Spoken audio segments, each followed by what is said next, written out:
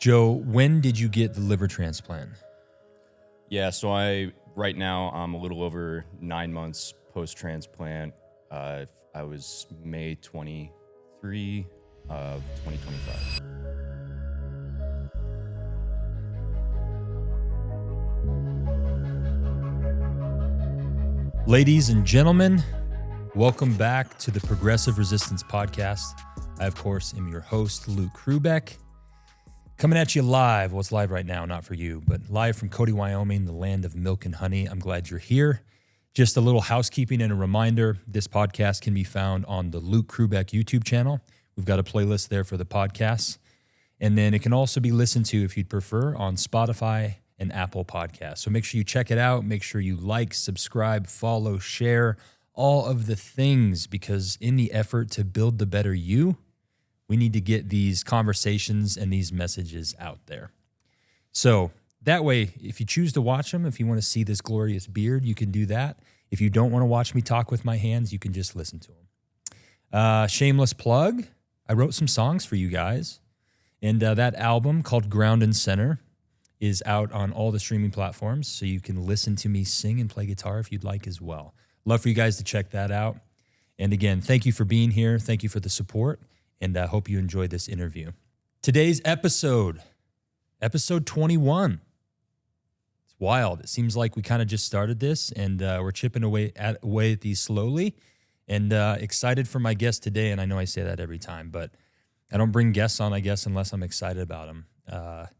My guest today, his name is Joe Skorupski. Did I pronounce that correctly? Got it. Joe is he's a patron of the Barbell Club. Been getting to know him and slowly considering him a friend of mine. Excited for his story to share with you guys. I think there's going to be some growth for me listening to this, and hopefully we'll go down some potential rabbit holes that are valuable to you guys in your own personal life, whether that's business, family, whatever it may be. So, Joe, sometimes I give people introductions, but I kind of want to have you introduce yourself a little bit, and I'll guide you on some questions if you're good with that. First off, thank you for being here. I appreciate it. Yeah, thanks for having me. I appreciate it. I know for some people, coming and sitting in front of 3 cameras, some lights and a microphone is not the most comfortable thing, but I think once we get into it, you realize it's just a nice conversation. But so again, thank you for being here, and I'm excited to get into these topics. And I'll preface this to our listeners and watchers that, much like I do with all my other guests, I reached out to Joe and I said, "Hey man, send me over a list of things that are open cans of worms right now for you. What are some things that are on front of the mind awareness that we can unpack and discuss?" And per usual, Joe, the things you presented to me, there was a couple of them that were like right in line with things that I've been chewing on and thinking about. It never fails that it happens that way. So I loved your list. We're going to use a handful of those today to guide our discussion, and I'm excited to get into it. So without further ado, Joe,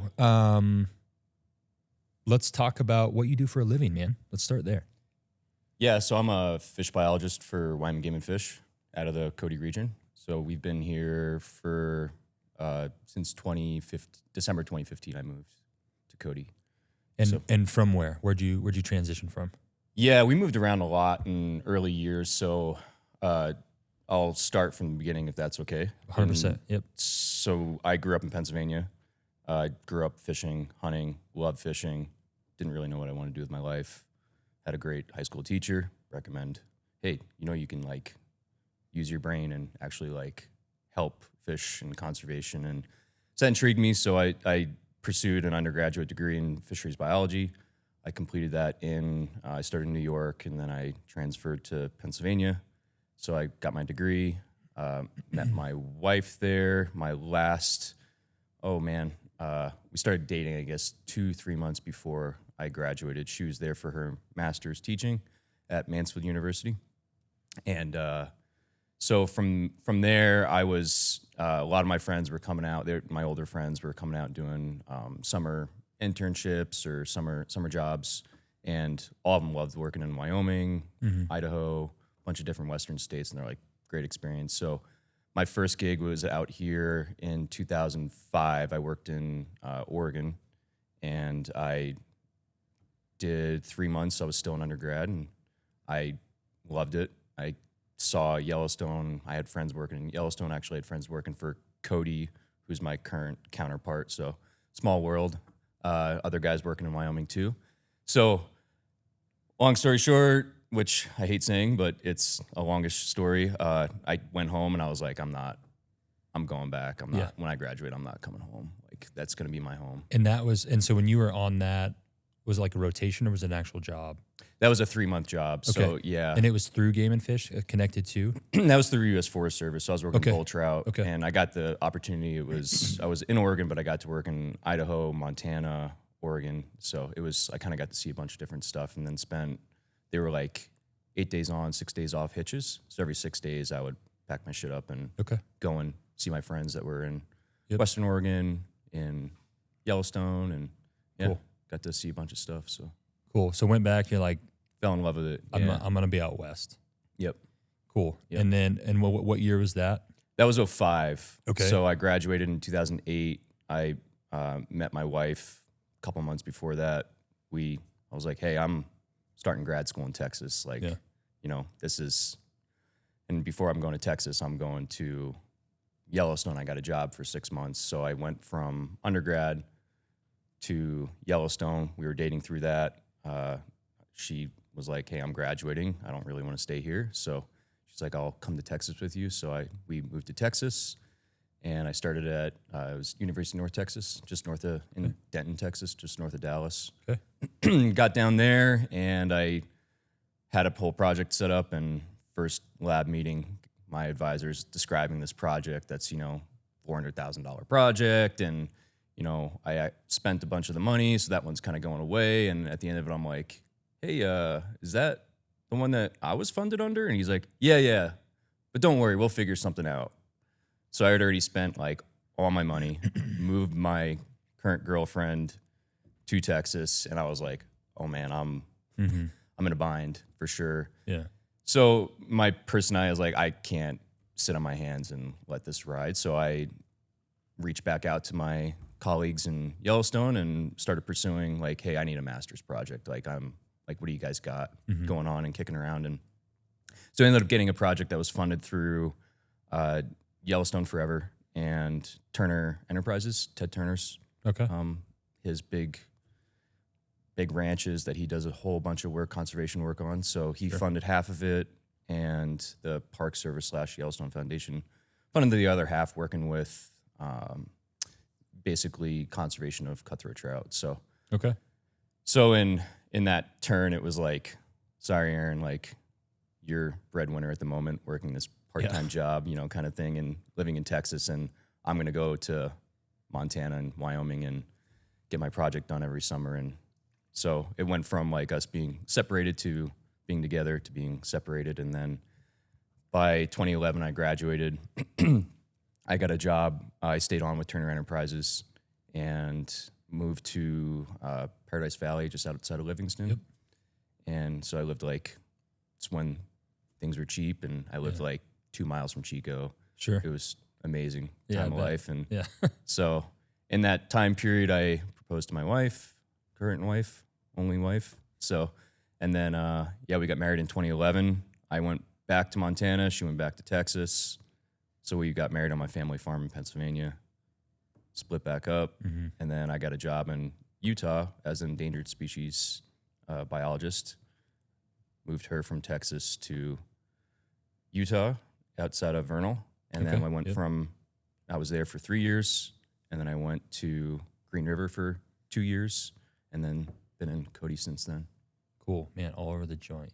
Yeah, it was a great experience. Yeah. Like we moved 7 times in some crazy short amount of time. And, so this is the longest place I've lived and truly call it home at this point since I've been 16 years old. With all that moving and all that hustle and bustle, does being here for that long, does it give you an itch where you feel like we should be moving, we should be doing something else? Yeah, we very much had a 2-year itch. It was she was even worse than I was at points. She was so it's been a year. What are you thinking? And I'm like, yeah, we could start looking around. And I think it was just more of that sense of not feeling settled.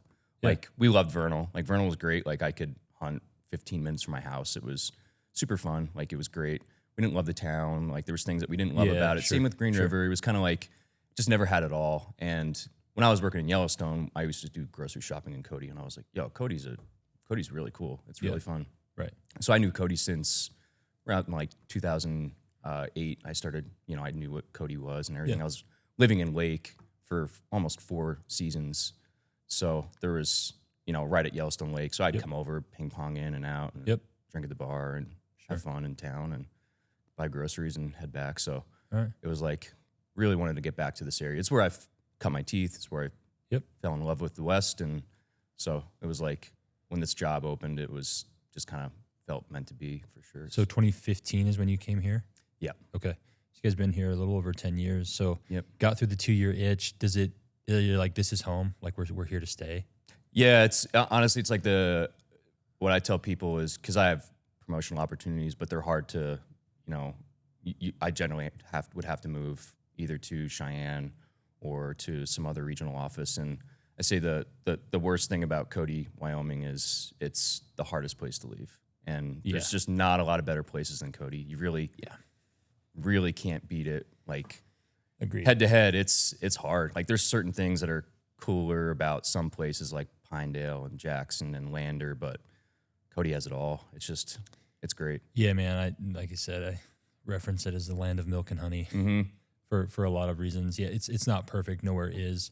And it has its first world problems. Like it's hard to get to when it comes time for travel. It's a little inconvenient. Experienced stuff like that a lot. But also that, lacking those first world luxuries is also what makes it what it is. Definitely. So, it's an interesting double-edged sword, but yeah, detached enough, but not too much. It's like certainly Billings is close. Yeah.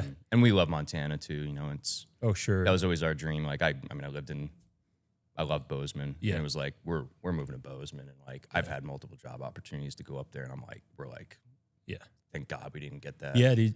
We, it's funny. Your story is a similar nature to mine as far as, getting engaged, getting married, but living apart. And then my wife needed to be in the breadwinner for a minute as I was, studying physical therapy and all these things. We had some interesting parallels. And when we got back here, no one was really hiring for physical therapy. And so we talked about moving. We already had the salon. And that was a little bit of a deterrent because it's like, man, it was rolling. We had really good clientele. And so it was hard to want to just uproot that. But we considered it, and we looked at Bozeman, Fort Collins, and some of these places. And like hindsight being what it is, I'm like, man, I'm so glad we don't live there. Like it just, it would have been super interesting, especially through all like the COVID stuff and the way everything played out. We're glad we stayed here, and with having kids and raising kids, I couldn't be more grateful to be where we're at. Yeah. It's fun to travel. It's fun to visit places. But when I do, I'm like, yeah, this is cool, but like, it's good to be home. But you know what? Home, like all the places I've lived, because I grew up in Utah and I've lived several places. I lived in Cheyenne for a few years, and everywhere I've been, it all feels like home. Like when I go back to those places, you roll into town, you're like, oh yeah, it kind of feels like, because like whatever. You can make home wherever it needs to be, but definitely. Yeah, I was like, life's too short to not live where you want to live. And we have definitely chosen Cody. Yeah. Right. So yeah, and I think for us, we moved a lot, and I mean, I've lived in a lot of different states at this point through lots of different geographic areas, and like I always take as something like even Texas, like which was probably our least favorite place that we lived. Like there's always positives in those places. For sure, man. There's negatives, and it's like you kind of like stitch that together of like, what do you want out of where you want to live? And eventually 1,000%. You're like, shit, this is it. Like, this is like as good as it's going to get in a lot of ways, and can make home anywhere. But, well, I mean, even when I was in Cheyenne, I remember when I was moving down there, people had talking so much shit on Cheyenne. Oh yeah. And the weather. And I was like, have you been in Cody recently? Yeah. Like, of course, today is pristine, but like we get our fair share of wind, we get some weather, but yeah, it gets after it in Cheyenne. But I'm like, I don't know, man. It's people like to complain. It's easy to look at the negative. It is, no matter what. That's sometimes the human nature side of things, but no, lots of places can be home. But so you grew up in Pennsylvania? Is that where you grew up? I did. Yeah, okay. Yeah, in Appalachia, hillbilly. Yeah. So what was childhood like for you? And do you have siblings? Tell me a little bit about. Yeah. I have. I'm middle boy. I have a older brother, younger brother. We're all 2 years apart about. Okay. So yeah, my actually, I don't tell many people, and I guess I'll tell more today, but I was actually born on Long Island. That's where my mom and dad were. My mom grew up in Queens, super Italian family. Yeah. My dad grew up in Long Island. They met obviously through college experience and everything like that. I was born on Long Island. I lived there. I think my parents, my dad had family connections to Orrigsburg, which is where I grew up. It's like an hour and a half north of Philly, very rural. Yeah. Right up, like Appalachian Trail was like kind of behind my house. Sure. Really kind of cool area, mountainous areas of Pennsylvania. Okay.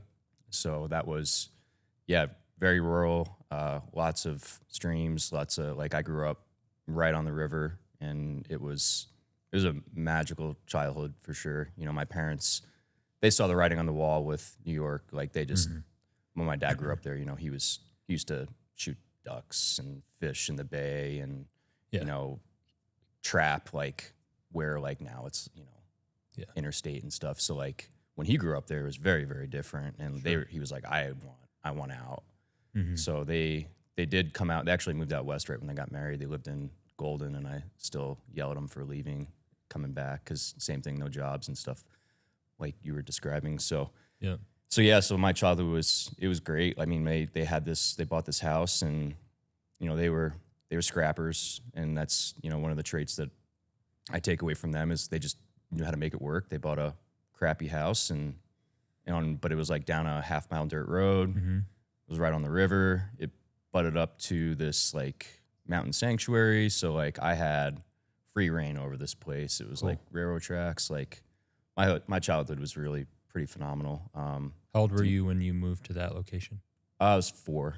So, I mean, like so pretty much I didn't know New York at all. Yeah, so I mean that set the stage for what you're doing now for your craft, right? 100%. Yeah. Which is another parallel that you and I have is, you know, my early exposure to fitness and strength training, and you know, falling in love with that, and then you know, the beautiful opportunity that life creates to make our passion our craft and what puts food on the table. So it's a pretty rad thing. Yep. To the point where sometimes I'm like, why doesn't everyone do this?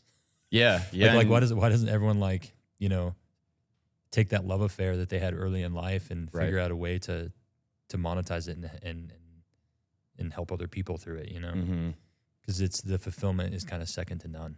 Yep. You know? And that's my parents. I mean, they owned their own business. They're entrepreneurs and landscaping and nursery, and and that was their passion. Like, and they were like, find something you love and make it a career. And yeah, dude. And that's what I love about that is they set the model to follow, right? They did. Yeah. We'll talk about this a little bit later because that's one of my questions for you. But you know, when it comes to like raising kids, it's like, man, like we're setting this model to follow. Yeah. And I think sometimes we take that for granted or don't consider that enough. Yep. And I'm always like, man, I would rather chase my dreams and fail than not chase them, because I want to teach my children the importance of doing that. But if you do it right and you keep your head down, like, you're not going to fail. Yeah, you might have to pivot and you might have to come at it from a different angle again. But no, I think that's important. So I love that. Dude. I think that's gangster that your parents set that model for you to follow. Nope, where we're living right now doesn't serve us. Right. We're moving away from that because we don't like where it's going. Yep. Might not be perfect, but we're gonna make it happen and make it work. Yeah.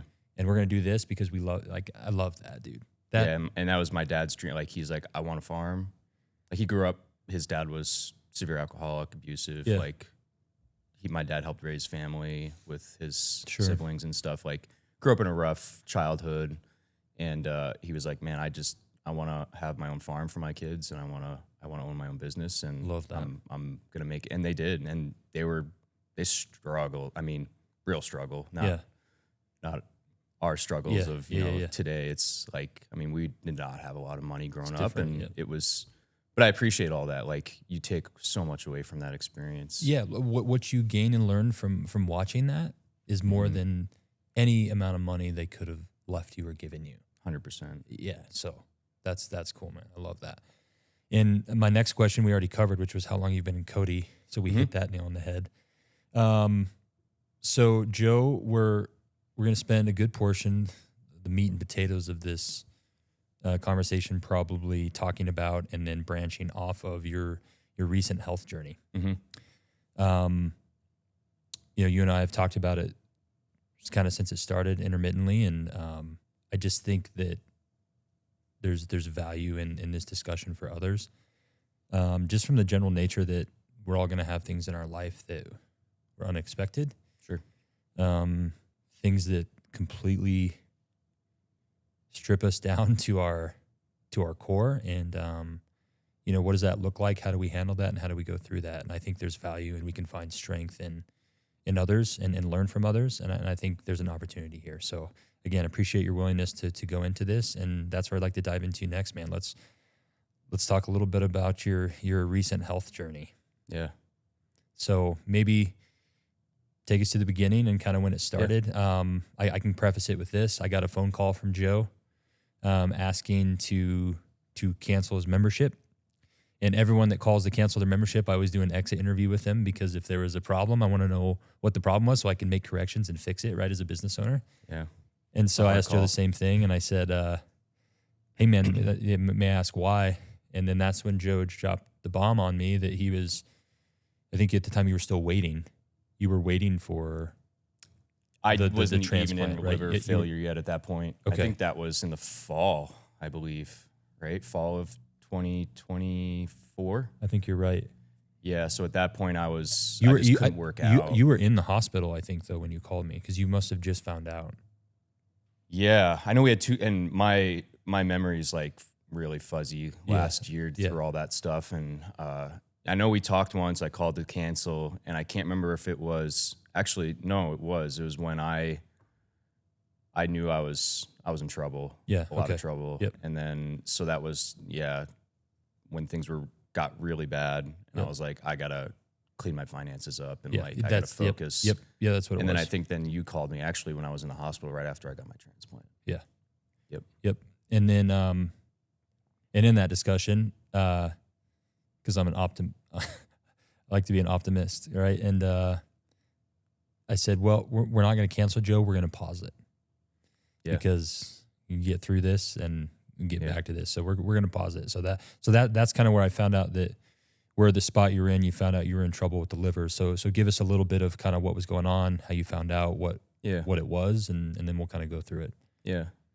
Yeah. And I, for me, like it's always hard to stitch all this together with, where I was and then where I landed and where I am now.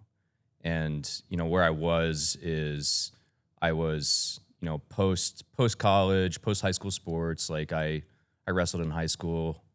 I loved it. Wasn't great at it, but I loved the sport. I loved the grind of that, like just the mental struggle, and, that transition with hunting and with loving the outdoors. And, I played rugby in college a little bit, and I played on men's leagues, and I just like those things that part of it is like someone saying, you're 125 pounds, like you can't do that. Like, watch me kind of thing. Like, definitely, like I was the smallest guy on the rugby team for sure, but didn't hold me back or anything like that. So, and then I transitioned, I always exercised a ton through that time period. And then I think it was about 5 years ago, I started running again.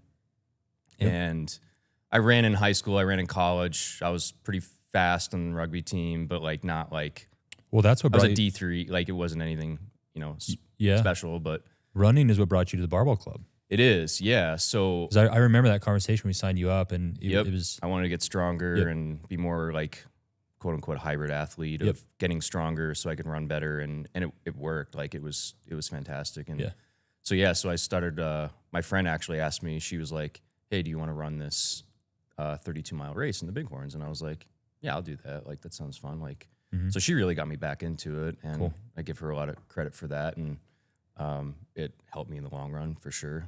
Get into. And so I started running that. I ran that the first time, and I was like, damn, I'm not as good as I used to be. Like, it was very much like a reality check of like, not as strong as I used to be, not as fast as I used to be. And so I really started diving into the, physiology of running, and I was like, I need to lift. Like, so then I reached out, got a membership, started lifting. I knew Austin. Yep. So Austin's like, dude, Barbell Club's great. He's like, come by, and it worked out perfect. And so then I did all that. I ran another race, and I did much better. Felt great.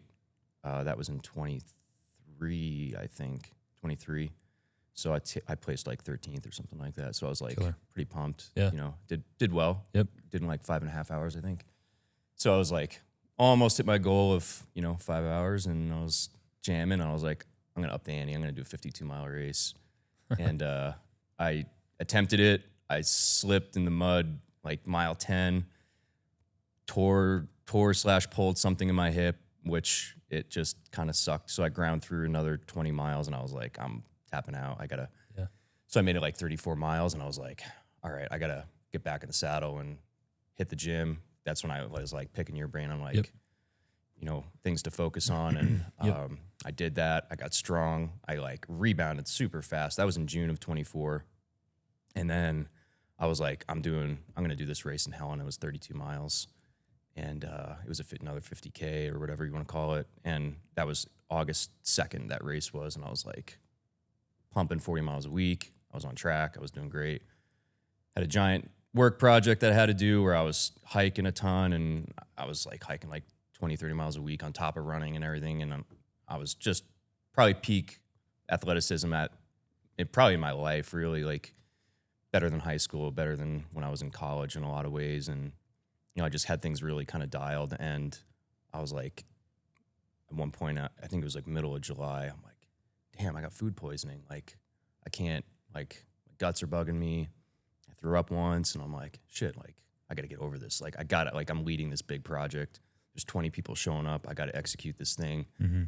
And like, that was week 1, and then week 2, and it still didn't go away. And then week 3 was the execution of this project. And it was like a 3-day window. I was like, called my wife, and I was like, I'm not feeling great. Like, I gotta go to the doctor, like on the 31st when I get at home and get out of country. So I finished the project. At that point, I was like puking a couple times a day, could barely eat. And I just started feeling like, I'm like, man, my abdomen just feels swollen. It's weird. It's like right up in my diaphragm. And I'm like, what is going on? Like, this is obnoxious. Like, I got this race. I'm not going to have to bow out now. I'm like, this sucks. Like, it's on the 2nd. Like, in my perspective, like, it was the end of the world at that moment. Sure. And I got out. It was like, went to the doctor at Billings Clinic on the 31st, and they ran a bunch of she's like, I bet it's just, it might be Hep A, bad food poisoning, like really something gnarly. And they tested me for it, and they're like, I came back negative. Like, you don't have an infection, nothing. And she's like, but your liver enzymes are at 1,000. And I was like, she's like, wow. How much do you drink? The first question is, how much do you drink, and do you abuse drugs? Yeah. And I was like, I'm running. Like, I don't have time for that shit. Like, I drink, but I can't run and drink. I can't lift. And, like, it's impossible for me to do that. Like, I can't. So like, I was really not drinking that much the last couple of years, and I don't abuse drugs or anything like that. And so they're like, what the hell? They do a scan of my liver, everything like that, and then they send it to Billings and to evaluate it. And I am with my buddy. I have a side business, rental business. So I was like, I gotta tear this ceiling out of this place. So that evening, I started like tearing the ceiling out, and like covered in, sheetrock and nasty shit. And I'm pulling nails and everything. And doctor calls me here in Cody, and she's like, hey, the doctor flagged something on your liver, like might be a potential Chiari. And I'm like, what? I'm like, what are you talking about? She's like, well, what are you doing right now? I was like, I'm in the middle of a house project. Like, I'm in the thick of it.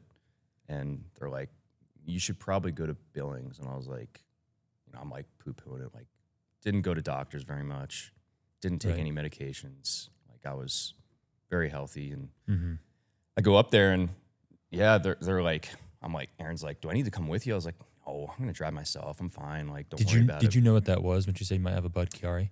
I really poo-pooed it and was like, there's no freaking way I have a clot in my liver. Like, but you knew what that was when she brought that up? I asked her what it was, and she said that it's an attack. It's a clotting. And like, even they were like, they're like, this is really out of our wheelhouse. And Cody, get to Billings. They might be able to help you, but like, you need to get help. Like, this is kind of an emergency. But like, they couldn't even really explain it all the way. It's called 1 in a million, kind of episode that you can have in your liver. Okay. So it's really rare. It's not seen often. And I get up there and they're like, yeah, dude, you have a clot in your liver. Immediately put me on blood thinners. And they were like, we're going to classify it as Budd-Chiari. But we don't know why. Like, that was like the next thing. It's like, why did you get it? It could have been a one-off. There was all those scenarios of like, okay, that's great. I have this clot in my liver, and they're calling it, small, like pretty tiny. And they called it acute Budd-Chiari, so it happened rapidly. And they're like, maybe it was, you did have food poisoning and you were really exerting yourself. It was 95 degrees out, dehydrated. Maybe physiologically, like, you had something going on, indigestion-wise or guts-wise, like. There's culminating factors. Yeah, a whole bunch of things. And they're like, dude, you're so healthy. This is hopefully a one-off. Like, don't stress. We're going to figure this out. And I was like, okay, like, let's dive into this. And at that point, I think I spent 4 days in the hospital there and didn't run my race, obviously. I was in the hospital that day. And, I felt better at that point. I didn't really feel intensely bad, but I think in perspective, I didn't realize that I did feel sick as well. Sure. Yeah. Through a lot of that, just perspective of, I was in good shape. So, was I just tired from work or, there's always excuses you make of. I think you get good at dealing with discomfort too, because the nature of, I have in the gym wall, embrace the discomfort. Like training to high levels of performance is uncomfortable. And so you get a certain level of, I don't know, call it what you want, pain tolerance, or like, you just kind of can deal. You can just kind of hang. Yeah. Maybe sometimes to a fault, right? Yep. But yeah. I mean, that would make sense to me. Yeah. And even like today, I look back and not to deviate from the timeline too much, but it's like they actually classified it as not acute Budd-Chiari, that it was building slowly through time. Interesting. And like I look back at that time period then too, and like my buddies would be like, dude, you like weren't like, shit wasn't sinking in when we'd say stuff. We had to like repeat ourselves to you on times. Like, so like cognitively, I was not, and I noticed it. I was like, man, I'm getting old, man. I can't remember stuff as much anymore. Like I was trying to like eat better and take some supplements that could potentially help with that stuff. And like, I was, taking creatine. I was taking a whole bunch of stuff that like, and working out, getting up early, like doing everything I could to possibly like hold on to like getting old, longevity kind of strategy and physically too. Like I was running these races and like training for it, and like I was like, dude, I'm like getting injured like when I shouldn't be, and it was just like felt like a hard grind, and I was like, well, I'm just getting old. Like you can just it is what it is. But I look back and I'm like, dude, I was not now okay. You can see the signs, right? And it was about 3 years. Is what I really noticed. It was right around 2020-ish, I think 2021. Yeah.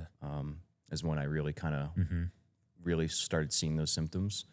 And I'll get into like how I really noticed that stuff, but if we get there. But so in that part of the journey, it was, okay, you're discharged. We stopped it. You need to find a hematologist. You need to find, a hepatologist of some sort. And I had a gastro guy, and there's not even a hepatologist in Billings. So there's gastroenterologists and stuff like that. But so the closest one was Denver. And fortunately, my mom's best friend from home, she was a liver transplant nurse.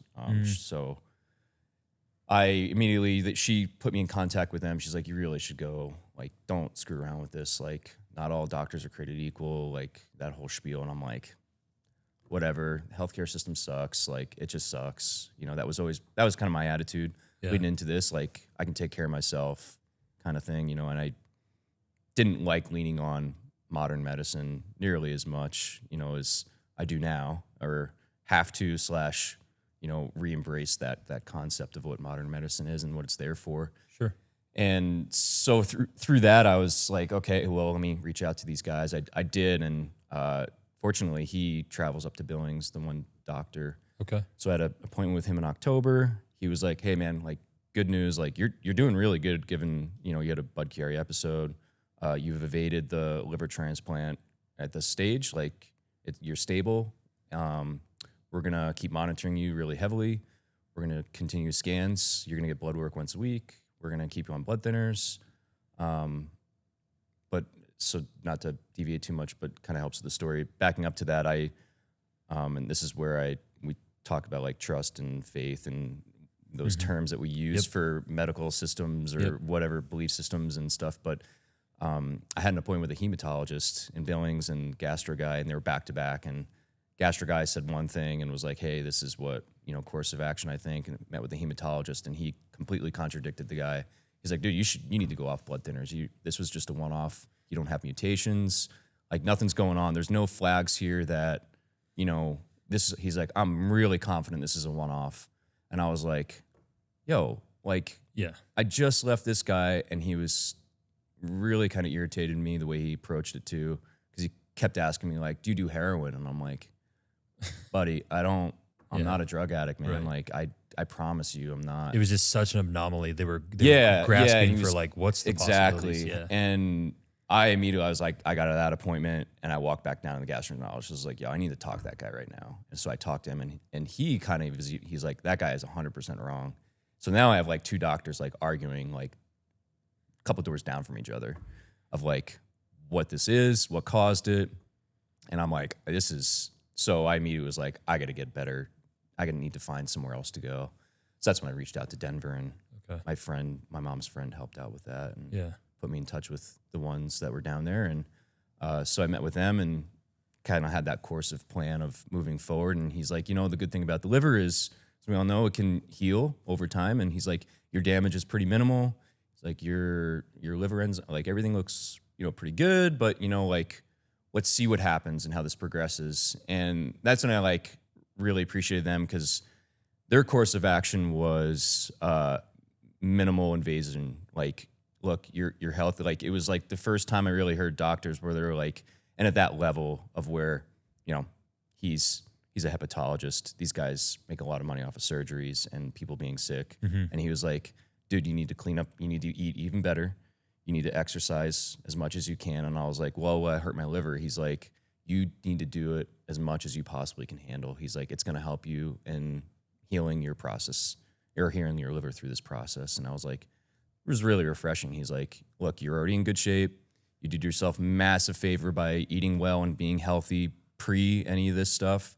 He's like, "I know this is hard to deal with, but he's like, you're in a better situation than most people." And he's like, "I feel pretty confident that like if you take these steps that you're going to be okay, like long term." And it was like, I think it was in December 31st, I had my appointment with my hematologist in Denver, a different guy than the one in Billings. And I had an appointment right before that with the interventional radiologists that are down there, one of the best ones in the nation. And I was like, dude, I just had bad it would like flare up and it would come and go. And but I hunted all fall. Like, I shot a deer, packed half of it out myself. Like, I was still doing stuff, and it sucked. I threw up a lot, and it was really uncomfortable, but I'm like, I can do this. Like, this is going to be short time. Yeah. Like, I just got to get through this hump. And they did another CT scan, and that interventional radiologist, who's like, they're like one of the highest paid surgeons you could possibly have. And I was like, "Dude, give me the stent in my liver. Like, I'm fine with it." And he was like, "No." He's like, your liver's healing. I see new pathways being created around this clot. And he's like, that is last resort. He's like, "We need you to keep pushing." He's like, "I know this sucks, but you're making progress." He's like, "I know progress you don't feel it 100%, but like you're getting better. Like, you're improving." He's like, "I think we'll see a turn in the tide a little bit." So I was like, kind of disappointed that they weren't like, "Yeah, let's do surgery and fix, quote unquote, fix this." But I was like, damn, these guys like usually want to cut anybody and everybody open. And like, they were like extremely reluctant to do any sort of intervention whatsoever. Yeah. And I appreciated that. Like, it was really cool. Yeah. Like, gave me a lot of, trust back in some of these doctors. And I was like, wow, this is cool. And so I met with the hematologist, and then he kind of dropped the bomb of pinpointing what caused this. It's a mutation in my bone marrow. It's called the JAK2 mutation, to where it flares up red blood cell production. So it's a myeloproliferative cancer form. So he was like, "Look, I'm doing a bunch of trials." He's like, "This isn't one that's cured," but he's like, JAK2 mutation rate in your bone marrow, you're at like, I think I was at 29%. And he's like, with these meds, he's like, I think I can get that. He's like, after 5 to 7 years, we can get that to almost 0. And I was like, holy shit, 5 to 7 years, like, of taking basically cancer meds. Mm-hmm. And then he's like, and they're expensive, of course, and they're not covered by insurance.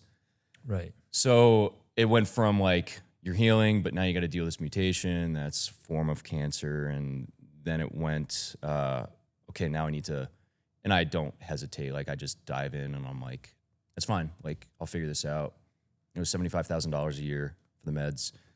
I got the company to fund the whole thing. They gave me a debit card. Like, I had it in hand, like it was done. And I was like, sweet, like, I can do this. Yep. And they might be nasty side effects, but like, I'll be okay. Like, in the long run, it was fine. I went down and got a bone marrow biopsy done on the 13th.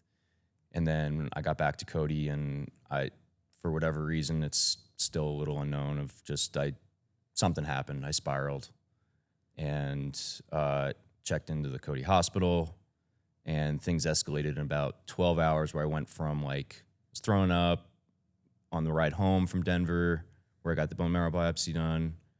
And by the time I got back here, I was like, damn, like, something's off. Like, I feel worse again. And I was feeling really good before that. And I just crashed out. My liver started throwing crazy freaking clots. And it just happened like snap of a finger. I checked into the hospital on the 14th. And by the morning of the 15th, they were like, dude, you need to get the hell out of here. Like, you're going to die. Like, it's time to go.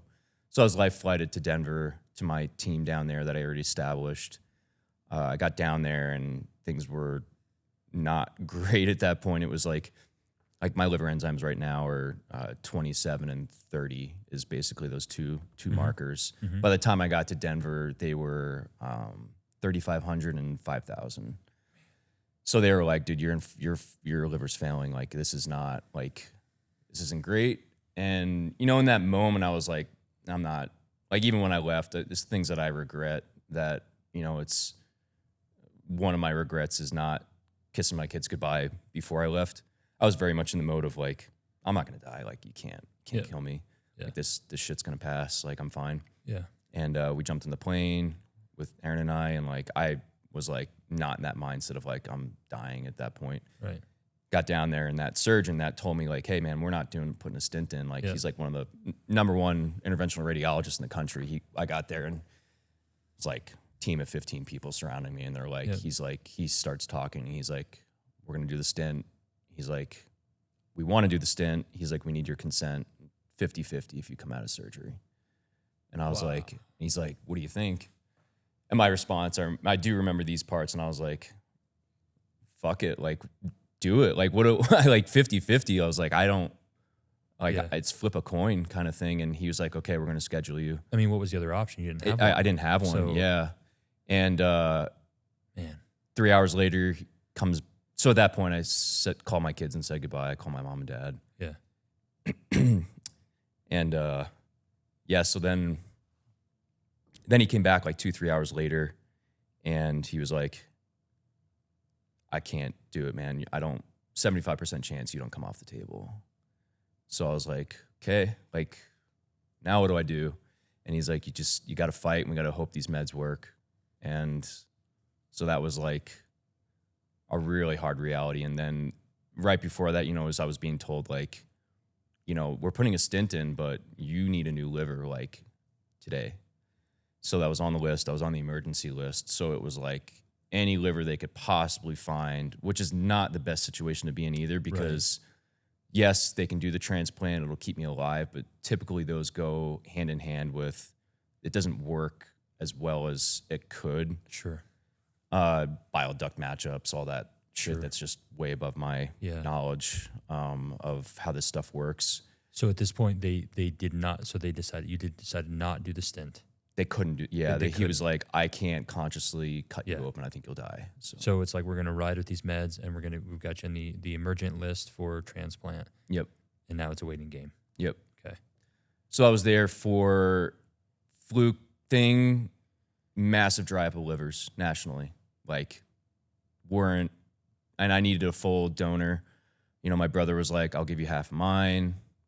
A bunch of my family members were like, yo, let's get this rolling. And I was like, I can't. They're like, your liver's too damaged, and all the plumbing to it was really damaged, was clotted off. So they're like, you need a full donor, which, you know, that's the hard part of, like, you know, someone has to die for that to occur, and which is a really hard mental struggle of that aspect of it. 1,000%, dude, all of it. Yeah. And you're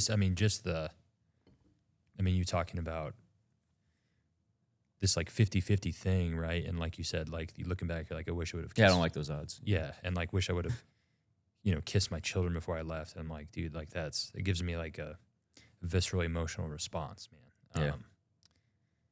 I can't even hardly wrap my brain around it, and it's just wild, man. And so with one of the questions that keeps coming to me with the clotting, it's wild that it was just local to your liver.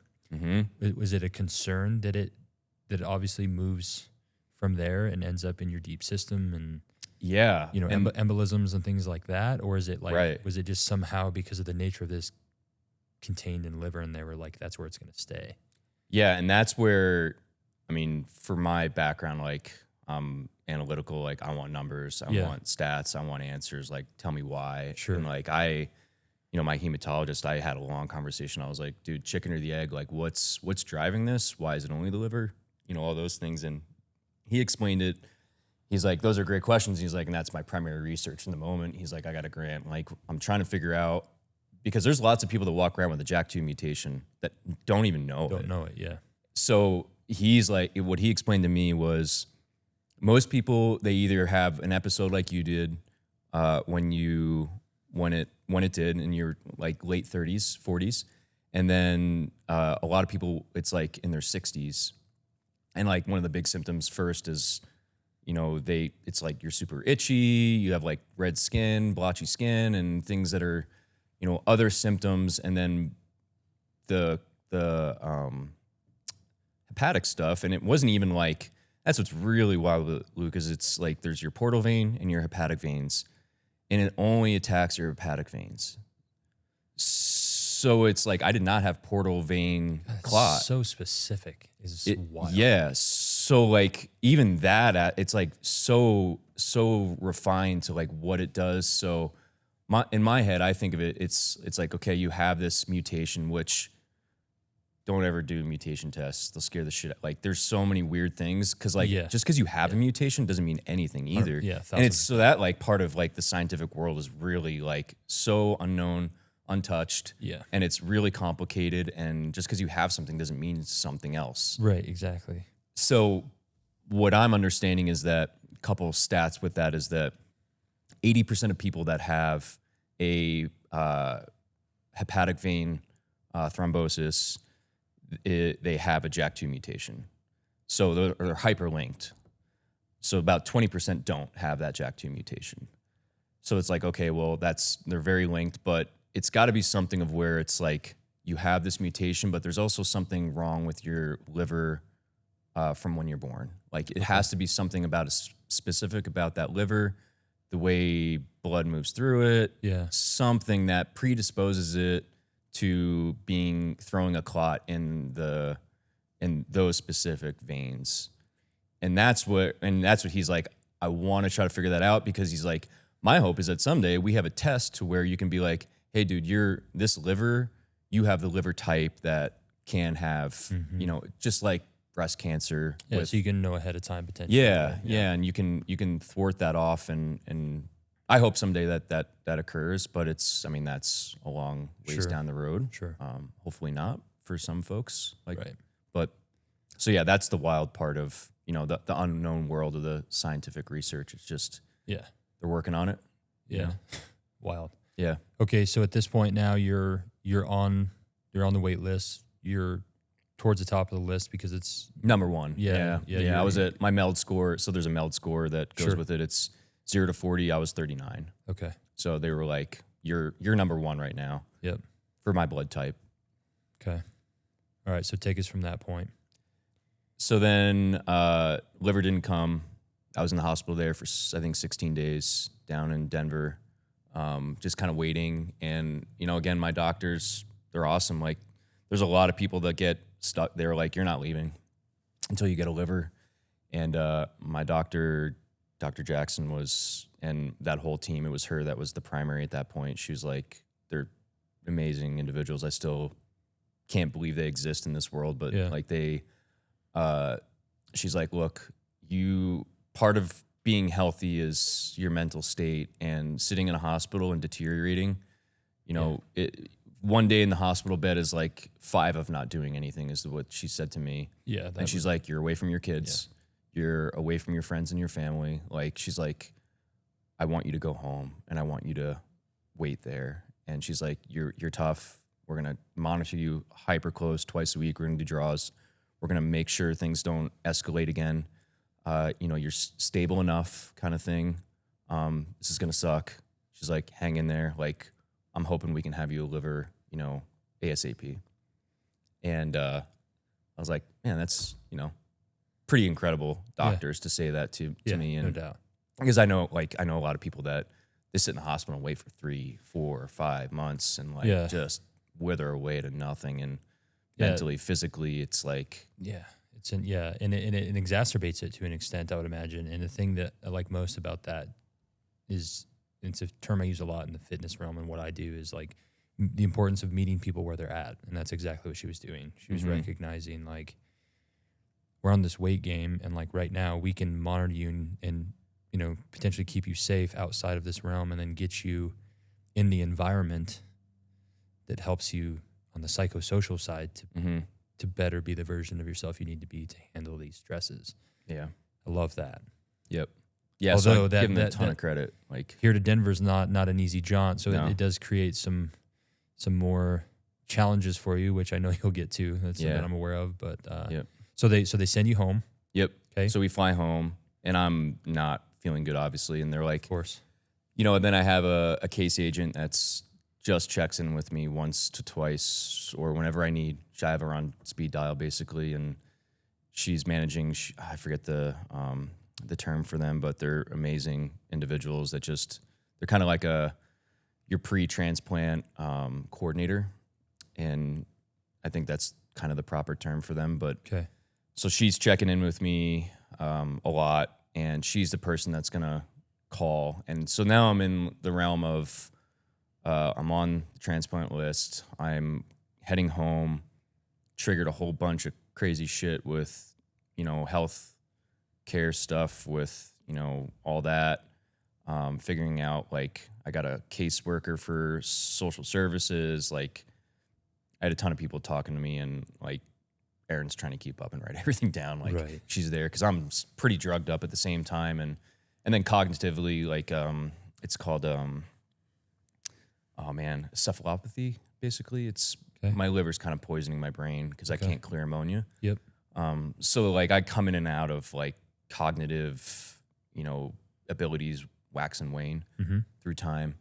So some of that stuff's really fuzzy. I remember some of it pretty well, but so we head home, and they're like, heads up, man, like, it is not uncommon to have, they call them dry runs, to where they call you, they say we have a liver. I have to have my phone on at all times at this stage, which is way different than my lifestyle. Like, I do not like being attached. Yeah. I like going out of service in Wyoming, which is anywhere. Right. So it's like one of those things that it's like, okay, like we gotta change. There's a massive like snap of a finger, like, for sure. You're now monitored 24/7. Yeah. And so we head back, and I had one episode of I had a dry run, unfortunately, in February. And so I got home it's the end of January, almost the 1st of February. And then I went back for a dry run. I think that's the way it went. Yeah, so I had one where they called me. They're like, hey, we got a liver. Can you get in a plane? I did. I was able to get a plane. I flew down, and it prepped me for surgery. the whole deal. Like, here we go. And they're like, all of a sudden they're like, I'm sorry, the liver's not doing well. Like, you got to go home. So at that point, that first one, they said, look, like, you're not doing great either. Like, your MELD score is high again. It bounced back up. I think that was that episode. My brother flew out. He hung out with me a little bit. I kind of just laid in the hotel room. Him and Aaron, he helped Aaron out with stuff. And I got pretty sick. I had to get readmitted to the hospital while I was there. And then it was like, I'm back in the hospital now, and I don't want to be. And like, Calder's birthday's on the 12th, which was yesterday. So it was like, I want to get home for my son's birthday. And she's like, get your ass home. Like, we'll call you. Like, don't do this. Like, that's too important.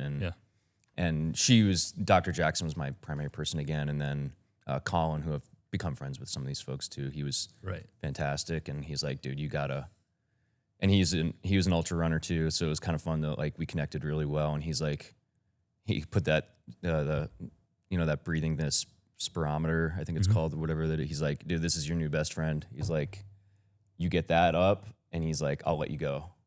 He's like, when you can pump, X amount of liters. Yep. He's like, you can go home. And he's like, I know you can do this. Like, in 3 days I was out of there. Like, I was fine. So, and that's the problem, is you lay in a bed, in hospital bed, you deteriorate. 100%. And they're like, you can't get pneumonia right now. Like, that's not a good option. Right. So I ended up getting back for Calder's birthday, and it was good. It was good to be home. And then I got another call in March. I flew down end of March. So they're almost like a month apart. End of March, I think, is that one was a little over a month. Came down, and same thing happened. It was, emotional roller coaster of just, this is happening. We're going to get this done. Get down there, and the liver fails. So same thing, pre-op, all that kind of crap. And dude, just you talked about wrestling. Mm-hmm. This is it's a really poor metaphor because it's not even close to the same, but it reminds me of, you remember like wrestling tournaments? Mm-hmm. Were like all day, right? Oh yeah. And you maybe had like 4 matches or whatever, and there'd be like hours between them, but you'd get this insane adrenaline dump. They would call your weight class, right? Mm-hmm. At least how they did it in Utah. They'd call your weight class, and you'd go to the one end of the gym. Your whole weight class is there, and you don't even know who you're wrestling yet until they call your 2 names. They give you a slip and tell you what mat to go to. Yeah. And adrenaline, and this is the first time you're seeing your old opponent. School when you have no idea. And you're sizing each other up, right? And like, how good is this guy? Right. And then you wrestle, you go through it, and then you're back in the stands for probably a couple hours, and like it's exhausting. Oh, totally. This up and down, and I just can't help but think of that, because you had mentioned wrestling. I'm like, dude, you're just like doing that times 1,000. Yeah. And I wish it was still that way, because kids get in their like, to not deviate, but like, I'm kind of inspired me to help coach wrestling again and stuff. But it was, it's that roller coaster of just like, the highs and the lows happen like dramatically fast, and it's just intense. You have to learn how to ride those waves, right? Yep. And I did them fairly well, and like health wise, I was not, in the moment I was like, I'm fine. But like looking back, like I was dumping weight, and then I would gain weight. So I had really bad ascites. I could show you a picture where like, at that time when I was running a ton, I was 140 and like wicked strong. I was doing really good before all this happened. And then like right before my surgery, I was weighing 160, and I was carrying probably about 20 pounds of water weight. Yeah. So like I had like full on like 7-month pregnancy belly. Like it was your freaking inflammation bad. had to have been through the roof. Oh, it was insane. Yeah. And then like sunken eyes. And then like I would dread my blood draws, and it was only at Cody Billings Clinic, and my mom or dad or Aaron would drive me, and at this point my mom and dad are staying with us. Like they're here supporting us. And it was like twice a week. And like, if I drove in a vehicle for more than like a couple minutes, I would throw up. I was throwing up probably daily. So I couldn't eat well. Like, and I dude, I love food. Like I'm a foodie. I like good food. I grew up East Coast. Like I love good food. Right. So like I didn't enjoy food. Mm-hmm. I didn't like to eat. And they were like, you have to eat. Like you need to eat well. So I was trying to get as much protein as I could. That was the most important. But dude, I was like eating like citrus. Like that was like the most comforting thing for whatever reason during that time. Yeah. Like I would eat like whole limes, lemons, Wow. like Yeah. oranges. Yeah. Probably crazy. whatever deficiencies you were in, right? Body was like, hey, we need this. Yep. So it was like weird cravings with that came too. So like I did not drive more than 10 to 15 minutes without throwing up. So like I was pretty sedentary at that time too. Dude, with the belly and the cravings, you absolutely were pregnant, dude. Oh, my wife gives me so much shit about, she's like, now you know. Now you know. And still today, I was like, cravings, I like woke up the other night and like, to add to that, it's like, now I have bad heartburn from puking so much. I blew my hiatal out. Sure. So that thing's gone. That'll be my next struggle with whatever it is, but it's minor compared to what I did. So, but she's like, you are 100% a pregnant woman. Like you're moody. You're, you know, all the things that, you know, you made fun of me for. Exactly. Or now you know. So like you're like, man, the karma bus is intense, right? Yeah, right. Yep. Okay, so March was the third dry run that. Yeah, basically. Yep. That was the third one. And then it was a little bit longer period. And then May came and it was a long waiting period. I was at that stage, I was in a pretty dark place. Sure. You know, I was like, I'm not going to make it. Like, and that's common. Like there's a lot of people that just don't, they just die. Like, and it was a reality I had to face. And I was just like, fuck, like, how am I going to deal with this? Like, and then, you know, I'm a numbers guy. I'm really thought about some pretty horrible things of like, am I more valuable to my family alive or dead at this point? Like, you know, what am I putting them through? Mm-hmm. What is my life going to look like if this doesn't go well? And if I don't get the surgery the right way? You know, I wasn't sleeping. I was sleeping like 2-3 hours a night. I was on, at that point too, that I'm happy to talk about is, you know, I was on heavy opioids. I was taking Oxy, you know, regularly. So that was, you know, just for the pain. Mm-hmm. And I really tried to not, I was like, I can't get addicted to this shit. Like, I don't want to deal with that. So I was suffering. I chose to like really limit my doses. So like, it was like struggle on struggle, like struggle of just like, okay, I don't want to get addicted, but I'm going to be in pain. And I know some of the pain's intolerable. Like I'm going to take it and I'm going to take Advil or Tylenol. I can't take Advil anymore. Right. Of course. So there's just like that, not sleeping, not eating. I'm on Oxy. It's not fun. And I'm throwing up whenever I'm traveling. And it was just like this wild, like conglomeration of just getting kicked in the dick. Because you were on a blood thinner still that whole time, right? Yeah. Which is why no Advil. Advil, this is one thing for viewers that I learned from the pharmacist who's like a professor at CU, incredible dude. And he was like, he told me flat out, he said that Advil, if you take the regular dose of Advil on a daily basis, recommended dose, and don't exceed that, he says you will eventually have serious damage. And he's like, that could be 6 months, kidney, because yep. Because my understanding is Tylenol goes through liver. Tylenol processes through liver more, yep. and kidneys will get hit harder by your NSAIDs, right? Correct. Yep. But so that's where it's like really confusing is that they were like, you know, I could take Advil a little bit because my liver was already hosed, like it wasn't working anymore. So like I took Advil on and off and Tylenol, but post-surgery, like I'm never allowed to take Advil again. And one of the biggest reasons is that the meds that I'm on already cause a little damage to my kidneys. That's why I have to drink a lot of water. It has nothing to do with liver at this point. It's just like, hey, liver's already compromised. We got to protect kidneys. Yep. And I don't want a kidney because transplant. These are two filtration sources of the body, right? So exactly. So it was like, hey, this is out of preservation for kidney. It has nothing to do with the fact that the liver's already fucked. It's like, let's preserve kidneys. Yep. Got it. And I mean, they went as far as saying, I don't think it was number one, but I think it was number two cause of kidney transplants is taking ibuprofen. Wow. So it's fine. I just yesterday I had an appointment with nephrology because I've been diabetic for 30 years. So I do annual visits with them just to, just for preventative, just make sure things are good. And that was, it's always one of the questions they ask. She's like, are you using a lot of ibuprofen? I'm like, no, like hardly ever. Mm-hmm. She goes, and I was like, and if I do, I make sure it's the 1,200 milligrams from Mexico. Yeah. I was joking with her, but Yeah. Mexican ibuprofen works way better than American. I don't know why.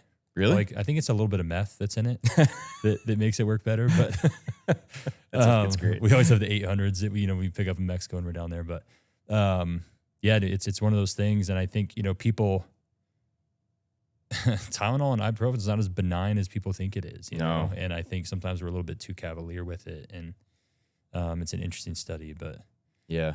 So it was May when you get the call, and this was the 4th. Yep. Right? Yep. So then, get it May. And again, like my doctor, her name's Dr. Konzen. She's incredible surgeon, woman, person. And so her nurse called me and was like, look, like you're obviously, this is like traveling down, like flying was hell. Like being on a plane and being like, I don't want to puke in the plane. Yeah, like, of course not. Yeah. It was like such an intense mental struggle of like, I was like, I had it like dialed. It was like an hour and like 7 minutes from like door to door. I threw up in every freaking bathroom in Cody and in the Denver airport multiple times because I'd be like, I puke before I get on the plane, and then I'd like run off the plane and puke and like in the bathrooms every time. And it was just like, this is just, I just got used to it though, for sure. I'm just traveling back and forth. So I got that call and she was like, look, we don't want to rush you down here if this doesn't work. We have 2 livers right now, which is like super rare. Both are a match for you. This other person is higher priority. Which in the moment I was like, shit, like someone's sicker than me? Like that's intense. Like, yeah. I'm like, I get it. Like that's, but they're like, but if that one doesn't take, which is high odds, as you heard from the story, other one. They're getting the second one. So they called me at like 2:00 on the 20th, I think, or 21st. And they're like, here's what's going to happen. At midnight, we're going to know if that liver took to that surgery. So at midnight, I got a call and they were like, good news, it took. And I was like, sweet, what's step 2? And they're like, okay, so the second liver is yours. The person is in vegetative state, essentially. And they were like, we are going to pull the ventilator. And this shit's like, I'm not saying this lightly. Like, this is hard for sure. We're going to pull the ventilator. It takes about 2 to 4 hours to know if everything's okay, if they pass in time. So, like, I'm waiting from midnight to 4 a.m. to know if someone died so that I can live. So that was like, it's dark. That's really dark. It's so intense. So then they did. Unfortunately, fortunately. Yeah. I don't even know how to describe it. It's impossible to navigate. Yeah. So that one was hard, and she called and said, they did pass. And they're really, really good, the social workers there. They're like, look, this person's dying anyway. Like, I'm like, I don't know how to deal with this shit. Like, this is intense. Yeah. And they're like, she's a donor, or they're a donor. I think it's a female. I don't know yet. But they were like, this is like a gift, like their last gift to give to somebody, just keep it in that perspective of, that everybody that's a donor, like, at least you have one last gift to give, in your life. So, yeah, it went in my favor. And then she's like, I don't want you to fly down right away like you've been doing. She's like, we have this new system to where it's smaller than this table, of where it's a human body machine. They take the liver out of the individual, the donor, they put it in this machine, they hook it up, and they feed it, and they test it, and they give it nutrients, and they see if it's okay. So she's like, I can do that in this time frame and keep it alive and actually make it better for you to know that you can get down here in time. And I have a picture of it in my phone of my liver. in this machine, and it dude is freaking wild. Like it produced bile. Like they're like, yep, see that bag? Like that's like it's kidneys. Like this is the kidneys in the machine. There's like only so many across the country that are being used doing this stuff, and so I was like, dude, that's kind of badass. Like that's it was really cool, just to know that they're doing everything to make it as smooth as I could. And she was like, dude, this liver is like such a good match for you. Like this is the one. And then they called me and they're like, instead of it being like, hey, come down and it's might be a dry run or not. She's like, they called and they're like, we're 200% a go. Like, get down here. This is happening. So that was like wild to go from like not knowing, and then being like, not even on the plane yet and being like, I booked tickets. Like that time frame is like so crazy because it was like, I had to book tickets the day before. I got an 8 a.m. Whatever this flight is out of here. I think it's like 7 a.m. or 8 o'clock. I forget when it changes in the time of year. And then got down there, and she's like, "When are you gonna land? How long does it take for you to get an Uber to the hospital?" And she's like, "I'm like, I'll be there by."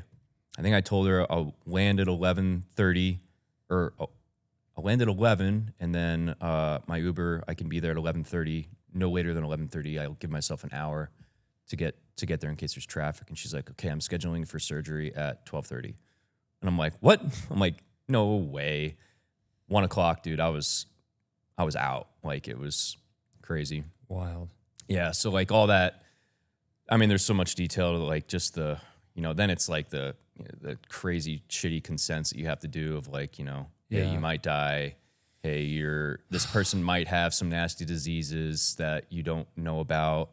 Fortunately, I knew that they didn't have AIDS and they didn't have Hep C, so that was really great. Sounds like they were a pretty cool person that I hope I get to know who they are at some point. Yeah, this spring. So that was like because it's like it's your choice to take the liver. Like, do you accept? Is that call right? And risk, they have like a risk analysis of like this liver is at a low risk is basically what they told me. So which was pretty comforting. No doubt. Well, a hell of a lot better than the odds you're given on that first potential surgery we were looking at, right? Oh yeah. Yep. Wild. So when in May was that? I was out of surgery May 23. I went in at like 1 o'clock, and I think I came out at went in at 1 o'clock on the 22nd, came out at it was 9 hours, I think it took. This is May 2025, right? Yep. Okay. This May. Yeah. Or this last May. May. Yep. Okay. So it was a longer surgery than they anticipated. There was a lot of issues with my body. Sure. Yeah, there was Dr. Conzen. I mean, again, like they're amazing people. Like she was like, dude, your liver was in way worse shape than we thought. She's like, I can't believe you were like still like I was going to work a little still and like dicking around and gardening a lot in May and stuff like that. And she's like, I couldn't even find one of your hepatic veins. She's like, they were so clogged. Just completely clotted off. My liver was like twice the size it was supposed to be. It was adhered to my abdominal wall. So she's like, you're going to be in like intense pain. Like I had to physically scrape like the liver out and like deflate it, scrape it out. They ended up having to do like twice the incision size because it was so large. They couldn't get it out. Everything was clogged off. And then which caused more complications. Like she was like, we had to do it's called a venous bypass, which is another like new technique that they've been doing with liver transplants, which is pretty wild. You can see the scar on my neck.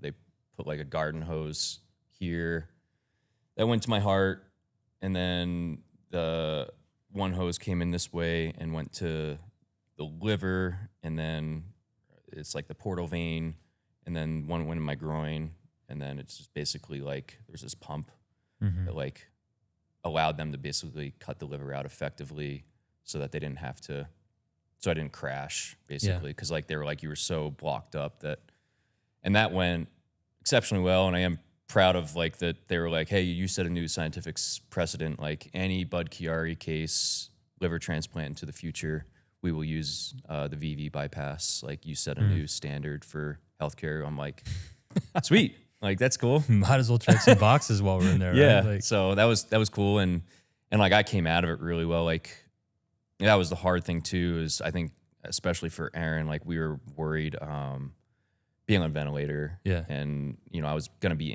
they're like, look, he's going to be intubated during surgery. We always try to take them off. And like, they were running through numbers. Like, the anesthesiologist, another lady who's just badass. And, she was like running through numbers and values. And she's like, there's a chance you die. Like, I'm like, okay, what's that percentage? And she's like 5 to 10%. And I was like, all right, you gotta put on my playing field. Like those odds, like, is that good for medical or is that bad? She's like, that's good. She's like, we're pretty confident. Like, that's a good number. And then there was all other like things like, you know, that could go wrong, and they were pretty low percentages. And then she's like, intubation coming out of surgery, it's 60%. And I was like, that's high. She's like, very high. She's like, expect to be intubated for probably 2 to 3 days. I was like, okay, which I think destroyed my wife and family. Like that's hard. I think to, you know, it's like, you know, I'm not able to talk. I'm not able to do anything. Like, you know, you're under for a couple of days. What makes that mortality rate so high for that? Not mortality, just likelihood of being intubated. It was 60% chance that I have to be intubated for 2 to 3 days. Yeah, sorry, I didn't clarify Copy that. Okay, cool, cool. Sorry. Got it. So I was like, okay, Aaron, it's happening. Like, just, that's a yes. Like, it's over 50%. Yeah, like, that's, right. Flip the coin, we lose. And so from there, I got out of surgery and I wasn't intubated. I was fully up, angry as shit. I remember little glimpses of, they're like, dude, you tried to escape 3 times. Like, you tried to roll off the bed. Like, we had to like catch you. Like, you were an asshole. Like, and my wife was there. And I remember, like, you know, it was such a weird feeling post-surgery of, I felt like I couldn't breathe because my throat was so dry, all the drugs, all the nasty shit. And I was just like, I wanted water. And they're like, you can't have water. We got to keep your liver dry. You're actually going to be dehydrated for a number of days to 2 weeks.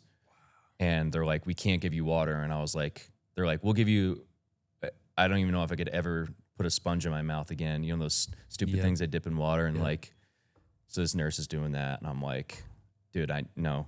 I'm like, more. And then I was irate. Like, I was like, ice chips. My wife, I'm like, you know, coaxing my wife to give me more ice chips as I'm like coming out of surgery, you know. And she's like, they're like, you need to leave. Like, so she left and she's like, oh my God, he's going to be such an asshole when he gets back to the room. And I think at 5 a.m. I got back to the room and I was good by then. So luckily the mean side wore off just enough. So. I think that's, but she was like, I knew you were okay because you were being a giant asshole. Exactly. So. Exactly. It's proof of life. Yeah. Proof of life. So that was entertaining, I think, for all of them more than me. But yeah. And so, you know, it's so interesting about it. It's not lost on me that, you know, you go through all of this. And hearing your story, man, it makes me emotional because I'm an empath to a fault, probably. And for me, I'm not just thinking about what you're going through. I'm thinking about, you know, up and down the roller coaster that it was for your children. Yeah. And your wife. Yep. And, you know, what a mind fuck it is to have to go down there 3 times. Yeah. And, you know, okay, this is it, surgery and the risk of surgery, and then it doesn't happen. And again, like, just, man, wild. And then to think about the fact, hey, cool, we have this match. It's a perfect match. Things go well. Mm-hmm. But now it's just like, now it's the grind. Yeah, the top of the mountain is the bottom of the next. And so now you've got this grind in what you've been at now, the last, what has it been now? How many months out are you? A little over 9. Okay. So the last 9 months is not without its own challenges. So we don't have to go too into the weeds on it, but what's it been like since the transplant for you and until now? And I'm certain there's regular checkups down there. You're still going down regularly. You still have to do regular blood work. Yeah. You know, like post-surgery was the most intense shit I've ever had to deal with. And like they didn't tell me leading into it, but like once they're like, this is as bad as a surgery gets. Like, you know, I think they said the only thing that really compares is like an intense back surgery where you're getting fused and stuff. But so they're like, the pain was intense. At that point I was dependent on narcotics and I didn't know it. So like I was I was having to take, I think, 3 to 4 times the normal dose of narcotics to like touch it. Yeah, because Like I was going to pain crises a couple of times. Like it was wild. So like Oxy wasn't working anymore. Is this what you're asking? I'm sorry. yeah, it's great. Yeah, Okay. like just kind of what you know, a Yeah. little So bit of it the went journey from afterwards. like I couldn't get out of bed myself. I couldn't walk. I couldn't piss myself. Like I couldn't do anything on my own. Like I was 100% dependent on everybody around me and the great nurses and doctors that were there and my wife. And so the pain was unbelievably unbearable. Like at one point, like I got into a pain crisis because something happened with the pain pump. They put a pain pump in to help with just surface pain, and it failed. At one point, I got a clot in it. Go figure. Yeah. So it stopped working at like 1 o'clock in the morning one day, and it was horrible, horrible pain. That was when they gave me 5 doses of fentanyl, and I was like, nope, didn't do it. I need something else. And like they were like, what? Like, okay, we'll keep rotating through these. And they kind of described like I had a pain team, and Yeah. you know, that was one of the hardest things to deal with is like, dude, I don't want to be a drug addict. Like I Yeah. can't deal with that too. Like that's not what I want to, it's not who I am. Yeah. So that was pretty wild. So they landed on one that actually worked really well. And the way they described it is like some people one works, other people like it's crazy. There, and lo and behold, for folks that are on this, it's genetic as well. So Yeah. like my mom and dad both, they're like, because they were like, my pain team came in and they started asking my parents questions. They're like, do you take Oxymed? It's like, oh God, no, it makes me crazy and like I can't sleep. And she's like, how about you, Cindy? And my mom, and she's like, no, I can't. She's like, I have a weird reaction to it. She's like, you should not have ever been on Oxy. Like that's genetic. Like that, we see that very, very common. Sure. So like ask your parents, you know, if you can, like what works for them kind of thing. So Yeah. to avoid that struggle of figuring out what does or doesn't work. Sure.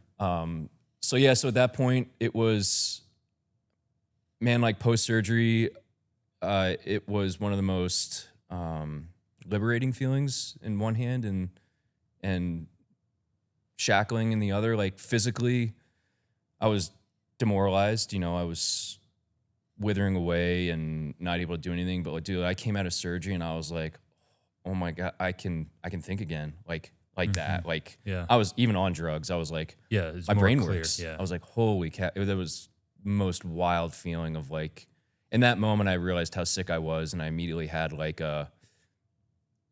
man, what did I just put everybody through? And like, that was the hardest thing is like seeing my wife in that moment was really hard. She post-surgery, you know, I had that physical transformation. I was on the other side of it. I physically felt better and mentally, whereas everybody around me didn't have that like jab in the gut kind of thing of like, hey, you're better now. Like all they could see is like I was in extreme pain. Yeah.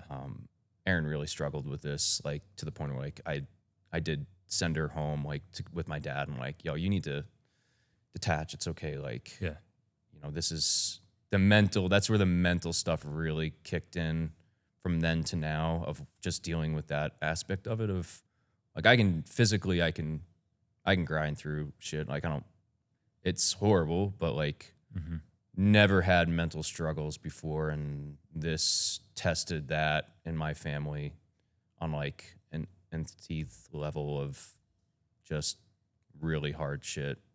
Yeah. I don't know how it couldn't, you know what I mean? Yeah. I think I think honestly we'd be naive to to imagine otherwise. Yeah. You know? Yep. So like the kids are amazing. Like they're so resilient. And like we didn't hide anything from them. They knew, like I didn't want them to be like come home from the hospital and be like, whoa, what happened? Like, you know, so we were incrementally honest with them through time of like, you know, they dealt with it really well. My son struggled, I think, a little more than my daughter.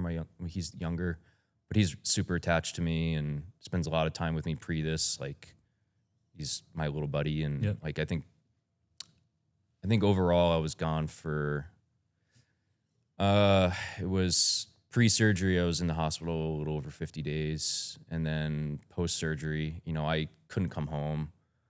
So I went from, I was in the hospital for right at a little over 2 weeks, I think. And right after surgery, and then, discharged, still really couldn't walk at that point. I was walking like 100 yards or something like that. Right. Like, with a walker sometimes. And then I spent 2 months in Denver living down there. So like right across from my hospital. Sure. So, and, that was hard on the kids, hard on me. And I think those things of, just being separated in those hard times. And my parents are amazing. I have amazing friends that were here. They took the kids a lot. Coworkers, good friends. They kept them really, really busy. My son learned how to golf with my dad, which is like mega bonus. Yeah. So he'll remember that forever, and he loves it. So cool. Yeah. So he's like, my dad's little buddy now, and like it's great. Like there's good things that came out of this for sure. Yeah. But yeah, it's been incrementally. I've had to change my mindset of progress is progress.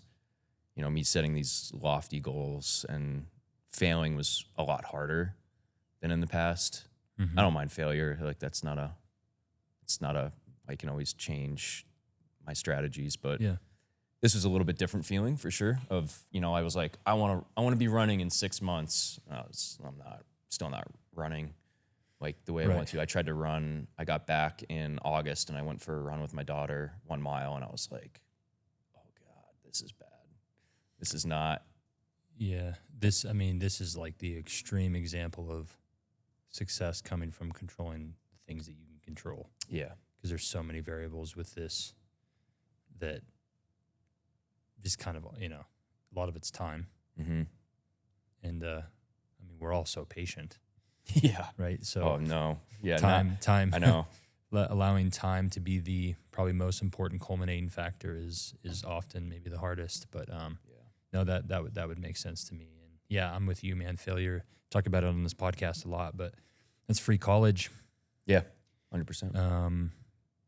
But I think you coming on the other side of that, and the things happening the way they did, and the timing, and it's what allows us to sit here and have this conversation. So pretty wild, man. So how are you now? How are you doing now, 9 months later? I'm doing good. Yeah. I say good in perspective for sure of that, in today's time, it was like very slow progress getting to here. I was able to start hunting again and like hiking in October. Like I was pretty determined, like I want to hunt this fall. Like it's one of my favorite, hobbies. And I did, and I had a great hunting season. I hunted birds a little. I've had, always have setbacks, when I had to get life flighted again in October. That was the only thing I got from my donor that was a negative, was CMV. It's a ubiquitous virus that most people have, but it can be pretty damaging for transplant. So they were positive. I shouldn't say she.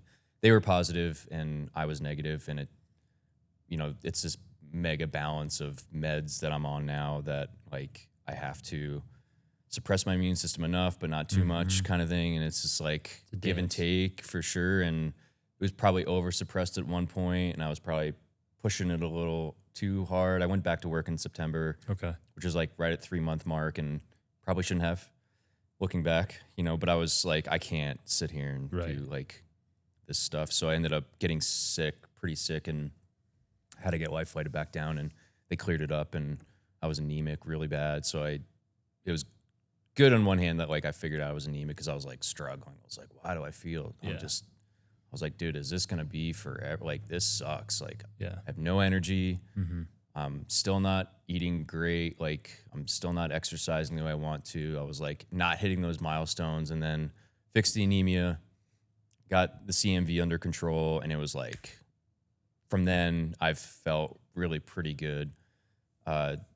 I'm exercising the way I, as much as I can, and I view it much more of an, like, used to go to the gym 3 days a week. Yeah. I'm much more of like, I need to do something every day.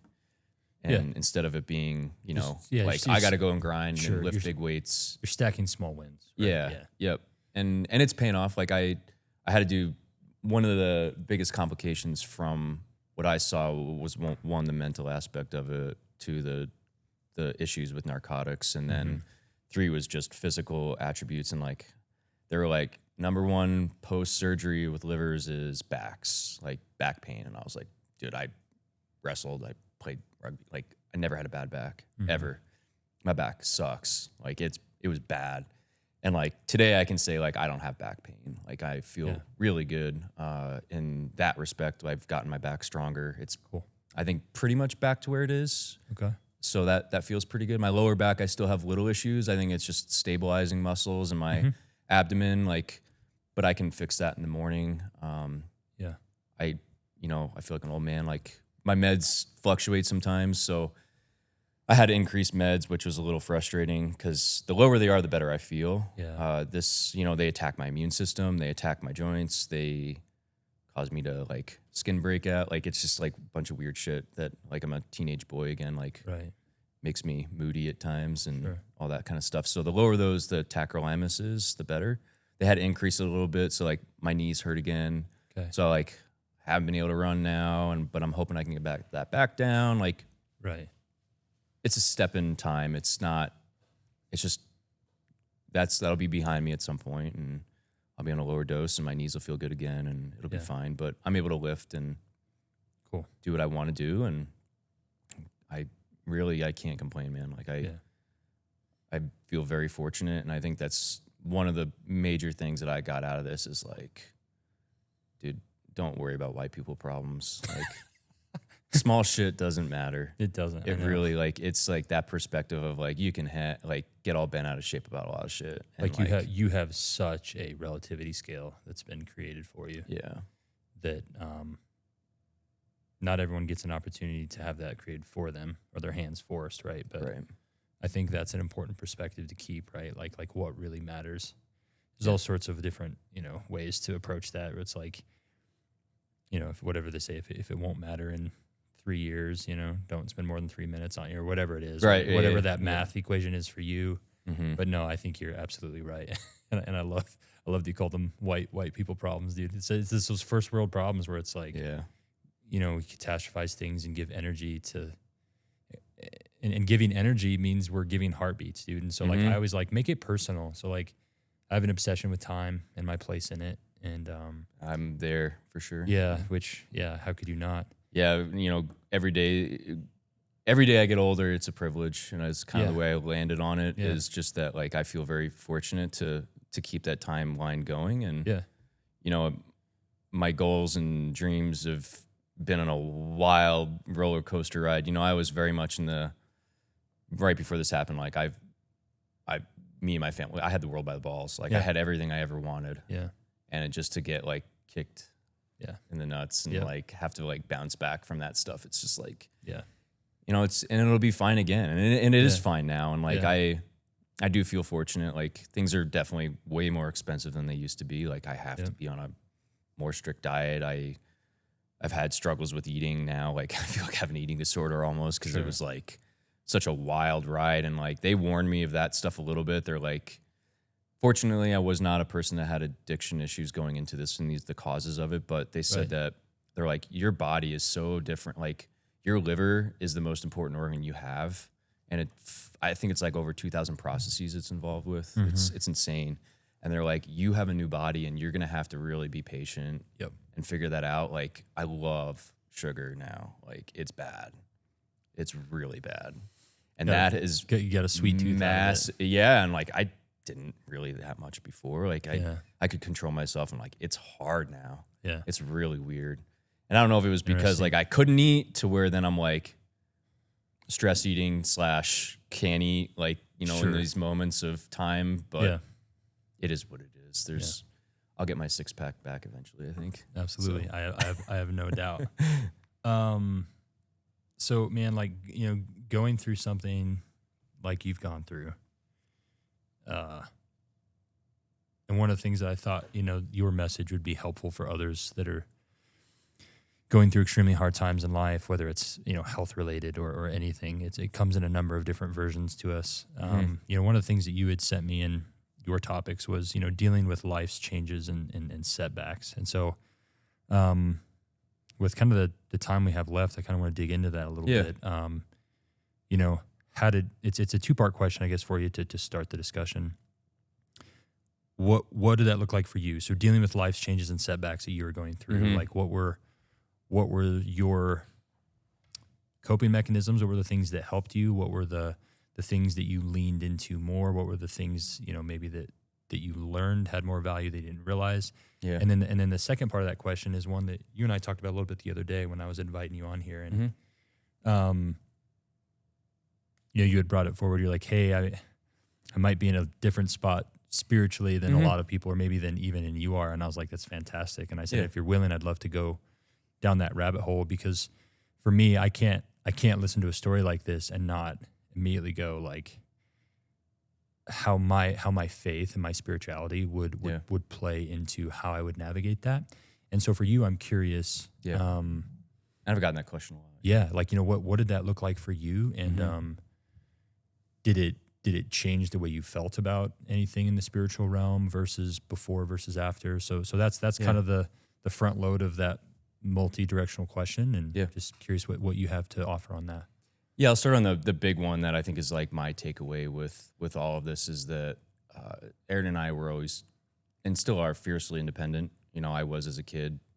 I put my target on something and I executed it like kind of recklessly at points, which is I dreamed big and I went for it, and it never scared me. Yeah. And, I never leaned on other people. And then me and Aaron came together and got married, and we have no family here. We're independent. We have built a network of people over the years. And the one thing that I was very, very reluctant to, and my wife leading into this, is the accepting help from others and, having a tribe, if you want to call it a tribe or a network. Yeah.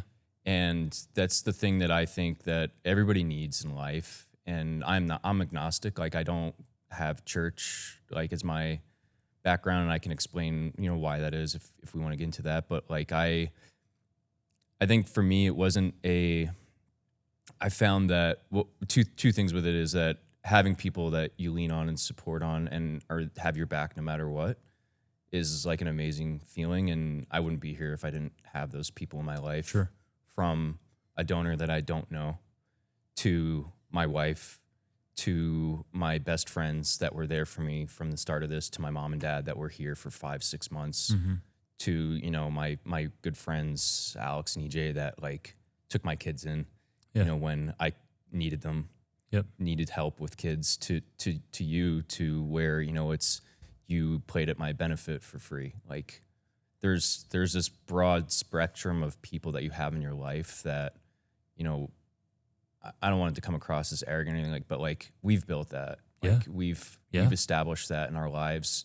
1,000%. And then I have so many people that are connected to my relatives that I still have in Pennsylvania, New York, that helped us out tremendously, and their extensions of friends, and my parents' extensions of friends in Florida.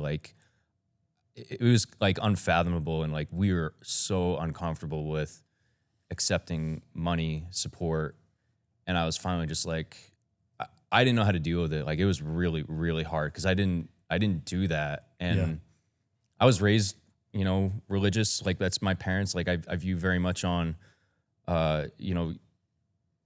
your belief systems and how you establish yourself is based on I view it 3 different bins. It's your personality, who you are.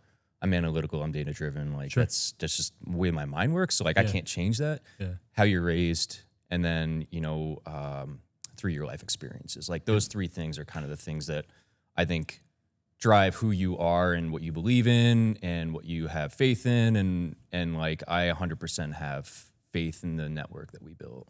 Yeah. And that's my faith and support system that, it's something that we built, and those come from people with hyper religious backgrounds.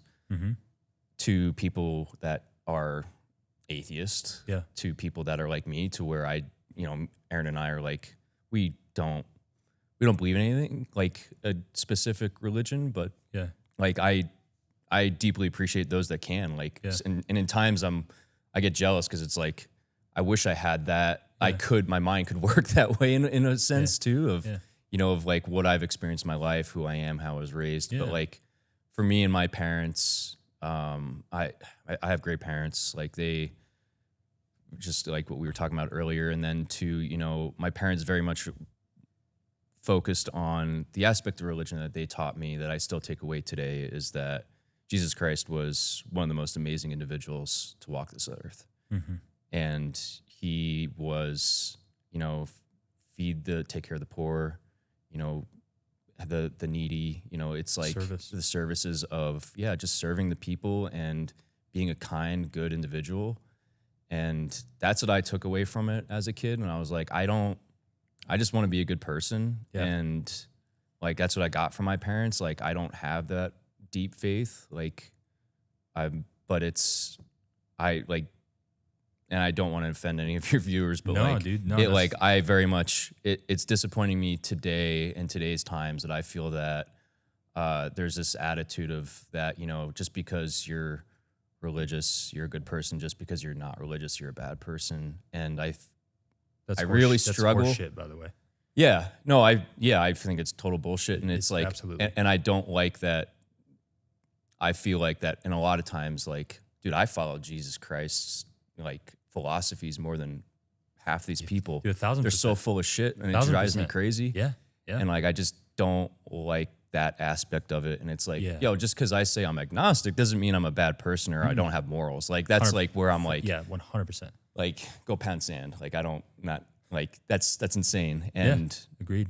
So that's where I, having a tribe, having a network, having a support system, I think is one thing. That was my major takeaway. Lean on it, man. Yeah. Lean on it. And for my wife too, like, I think we've come to that resolution. Like, my brother and my aunt started a GoFundMe and they were like, ask my consent first. And I said, absolutely not.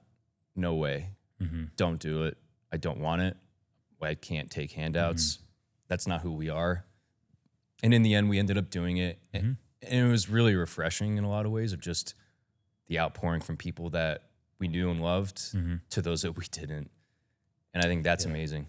It is amazing, man. And I think that, it took your energy and your willingness to build that network or that group that served you and was allowed you to get through this. Because without it, it would have been impossible. And one of the things you're speaking to is a thing that I can identify with a little bit too. Of it's hard for me to sometimes allow people to help me. Mm-hmm. I'm horrible at accepting compliments. Same, yeah. Like, no one's harder on me than I am on myself, and so I'm big on. I'm like, cool, but that could have been better. Efficiency could have been turned up here. I could have done that, So, but the interesting thing is, just as important as it is for us to serve others, based off the teachings of Jesus Christ. Yep. We also have to allow others that opportunity. Yep. And it's a two-way street of reciprocity. And so we're doing a disservice to our fellow man when we don't allow service to a certain extent. And so I think that's dope that you found that and that you allowed it, and that now that's probably it's integrated into your life of like, this has more value than I ever thought it had. And I love that for you. That's awesome. And to your point, man, I couldn't agree more on, religion is such an interesting thing, organized religion especially. And there's a lot of people that are not fans of organized religion. I'm part of organized religion and I'm not a huge fan of it. Mm-hmm. But I work to look past some of it, look past some of the hypocrisy or whatever may exist in there. And just, I try to ignore the bullshit that exists in it and really focus on the things that matter most to me. Yeah. And you've already mentioned him. The thing that matters most to me is Jesus Christ. And if we're going to implement a life that's worthwhile, it's it's trying to copy and paste some of the examples that he set, and that's in the service of others, being a good person. And like, it's not that complicated. No.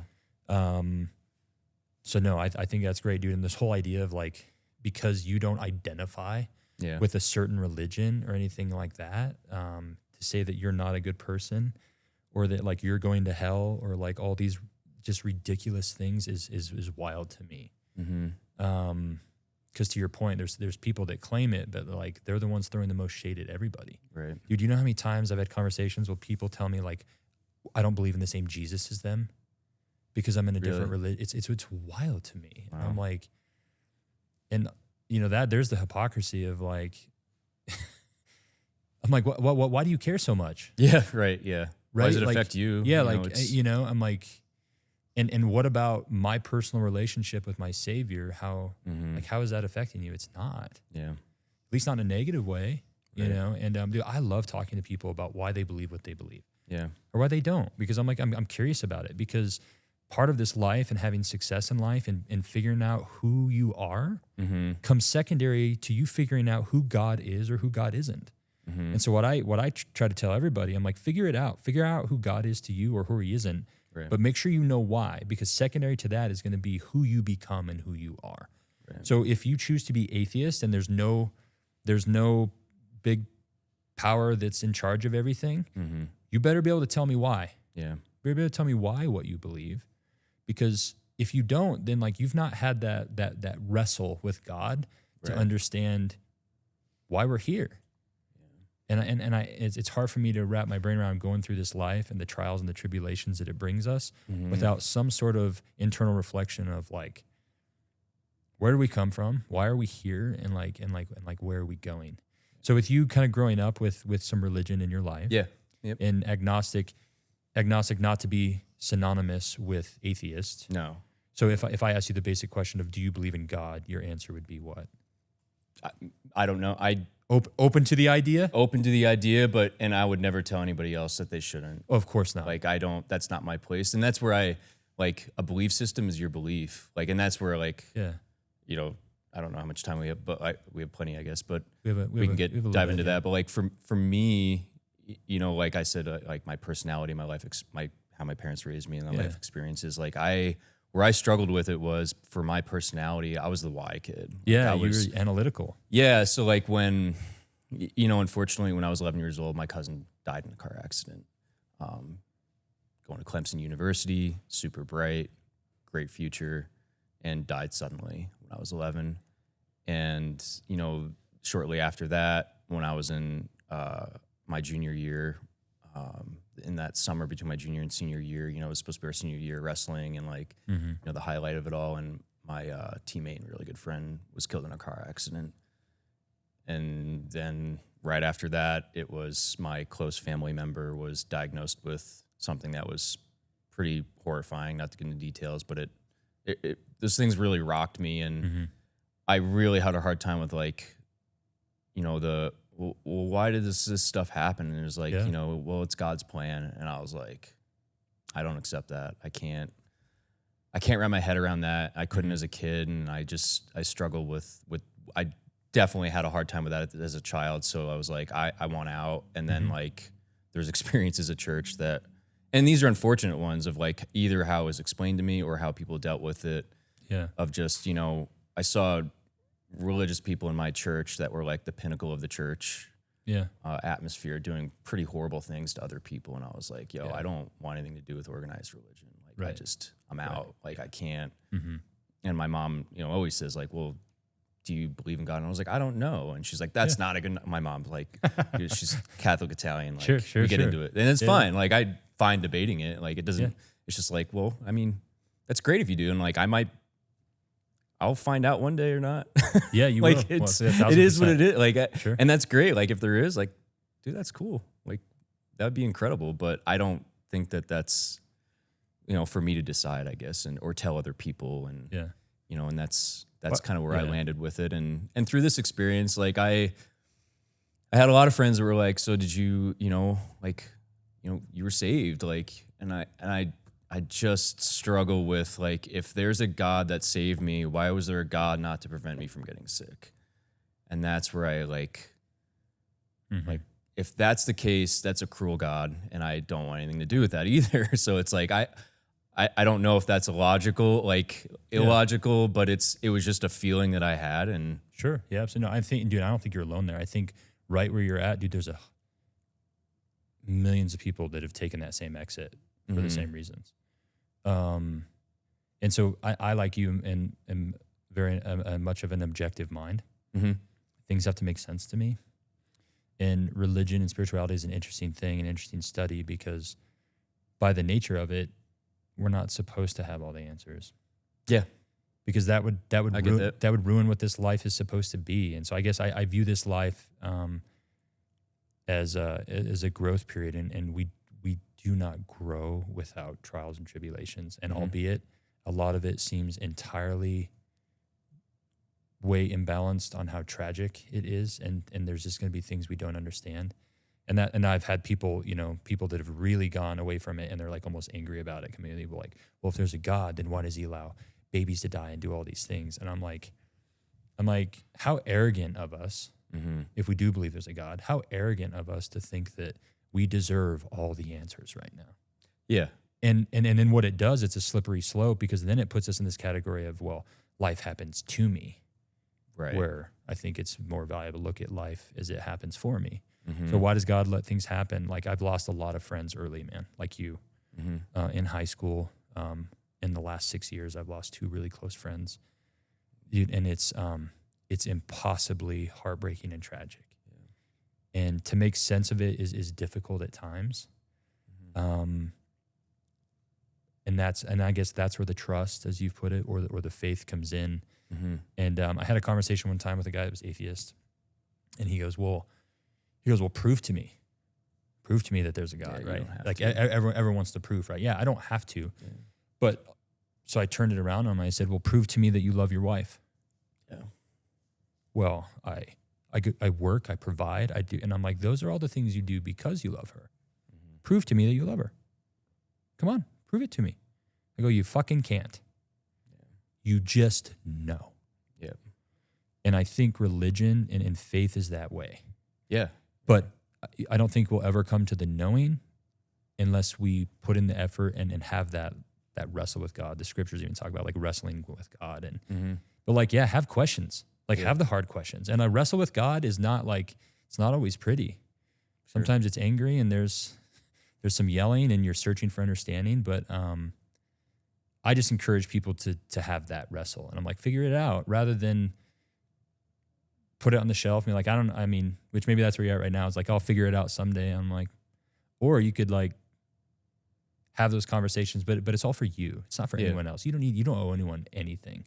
Yeah. And that's definitely where like a belief system is your beliefs. Yeah. Like that's not for anybody to tell you how to navigate that, feel that. Yeah. Like, and it's personal. Talking about it's it. Yeah. Like, and like, it's this just works like, for me. And like, I appreciate like the things I've got out of, organized religion, like I described earlier.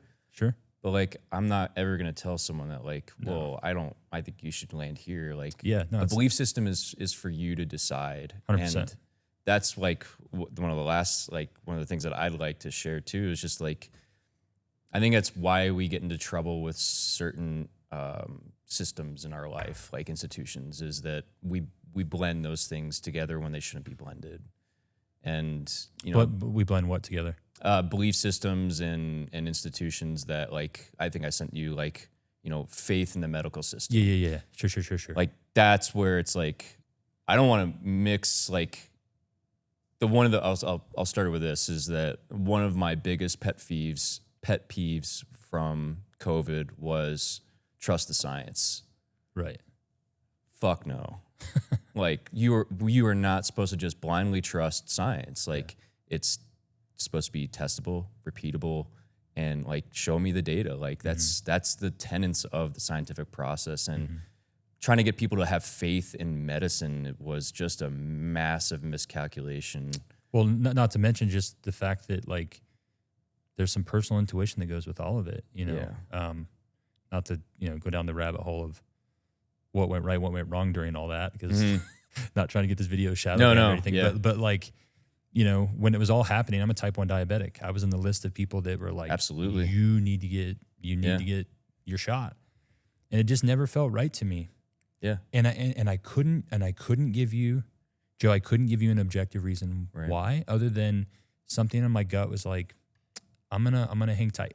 Yeah, I'm gonna hang tight. Yep. And I did. And now that time has passed, and when the research that's coming out for the injuries that happened secondary to the shot, guess what blood type was like most commonly affected? Type A. And guess who's A positive? Oh, really? We didn't know that then. Right. And so, you know, there's a personal intuition or revelation I think that we all have to respect too when it comes to medicine or religion and stuff like that. Because like, you know, you said you have two brothers, right? Yep. You all have a relationship with your father, and it is 100% unique and individual to each and every one of you.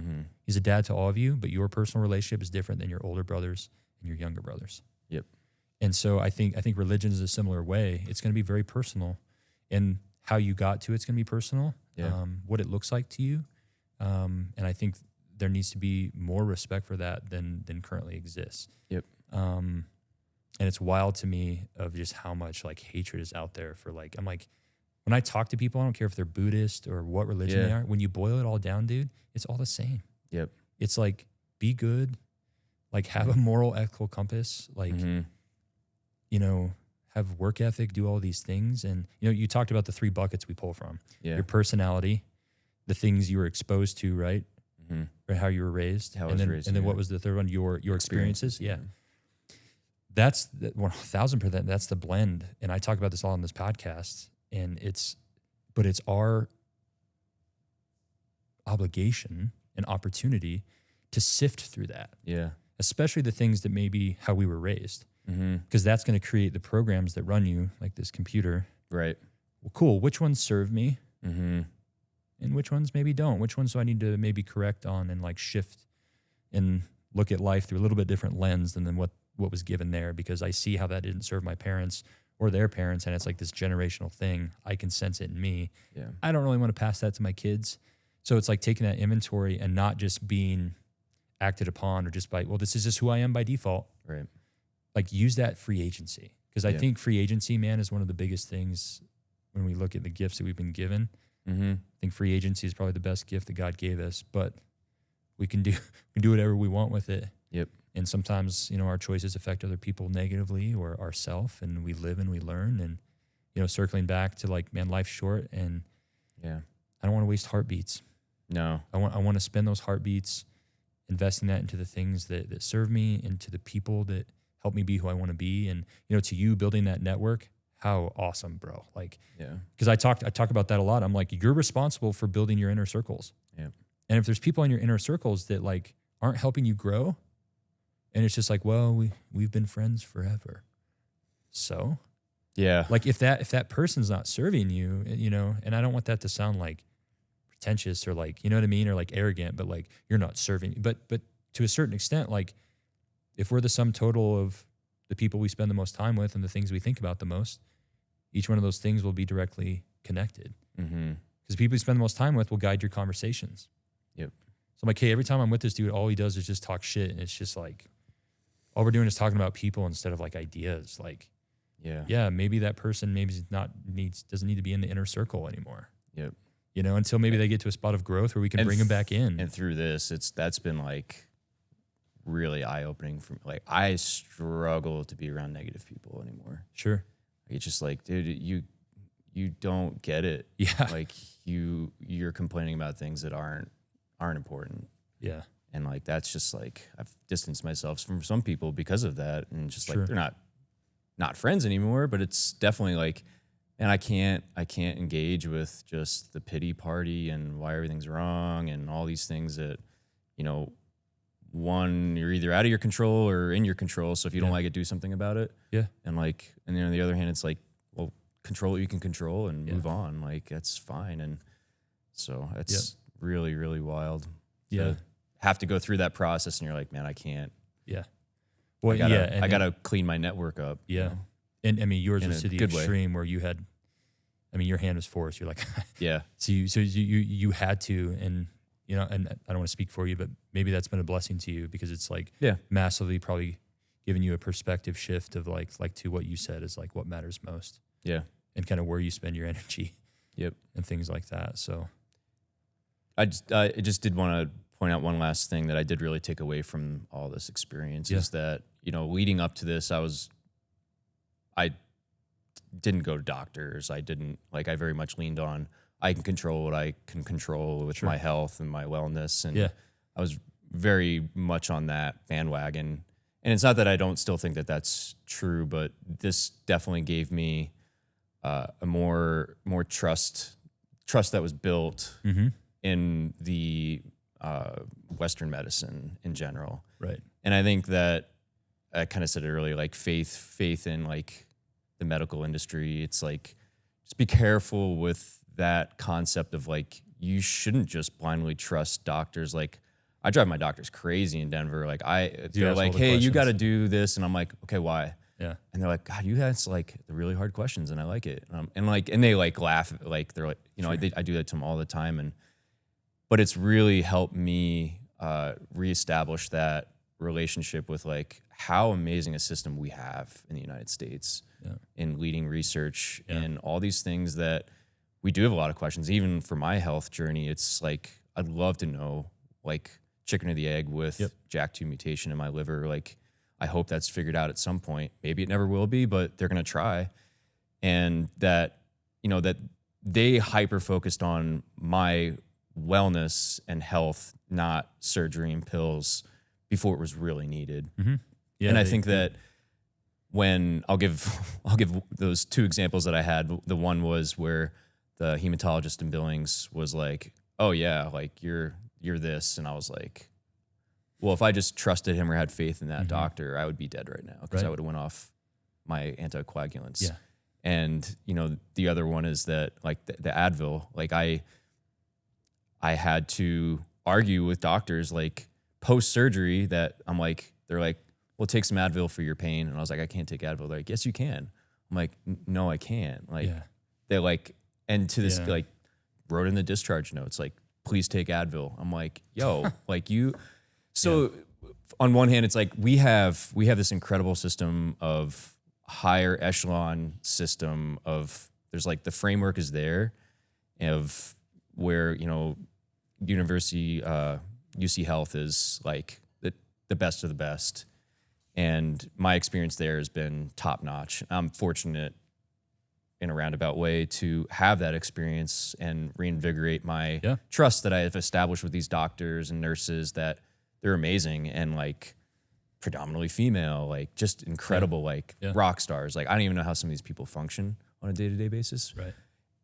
But that information is not being disseminated down the branches of our smaller communities. And that's the breaking point of like, there's a disconnect and that needs to be fixed, but it's there. You just gotta, unfortunately, either experience it or seek it out and be your own advocate. 100%. And it sucks that like you said earlier, like living in a small community in Cody, like we have good healthcare here, but it's limited for sure. And like they're not on the same page as UC Health or these other bigger institution branches of it. And as you experience, right, they're not on the same page through just the general communication. Yeah.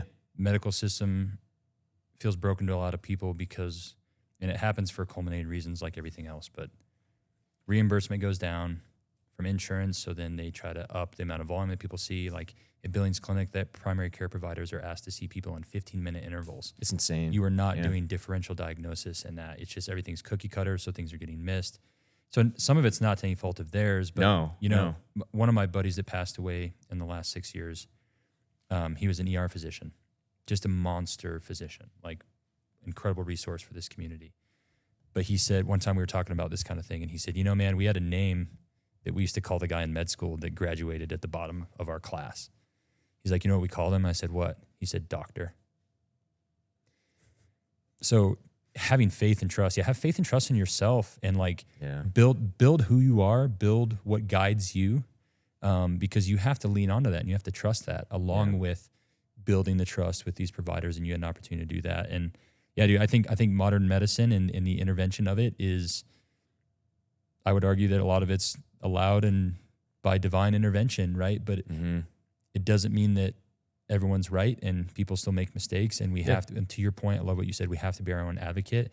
And I think one of the best places to start is with the independent management and the self-efficacy for the basics. Yes. Your fitness, your nutrition, 100%. your sleep hygiene, like all of these things. Because dude, I would, and I bet your doctors would agree, part of what helped you survive that, because she's like, dude, your liver it was nothing. There was nothing left. I don't know how you even survived that. Yeah. Half of that is probably because of the tenacity you built both physically and mentally through your training your mind. I always say a strong body is a strong mind is a strong body. Yeah.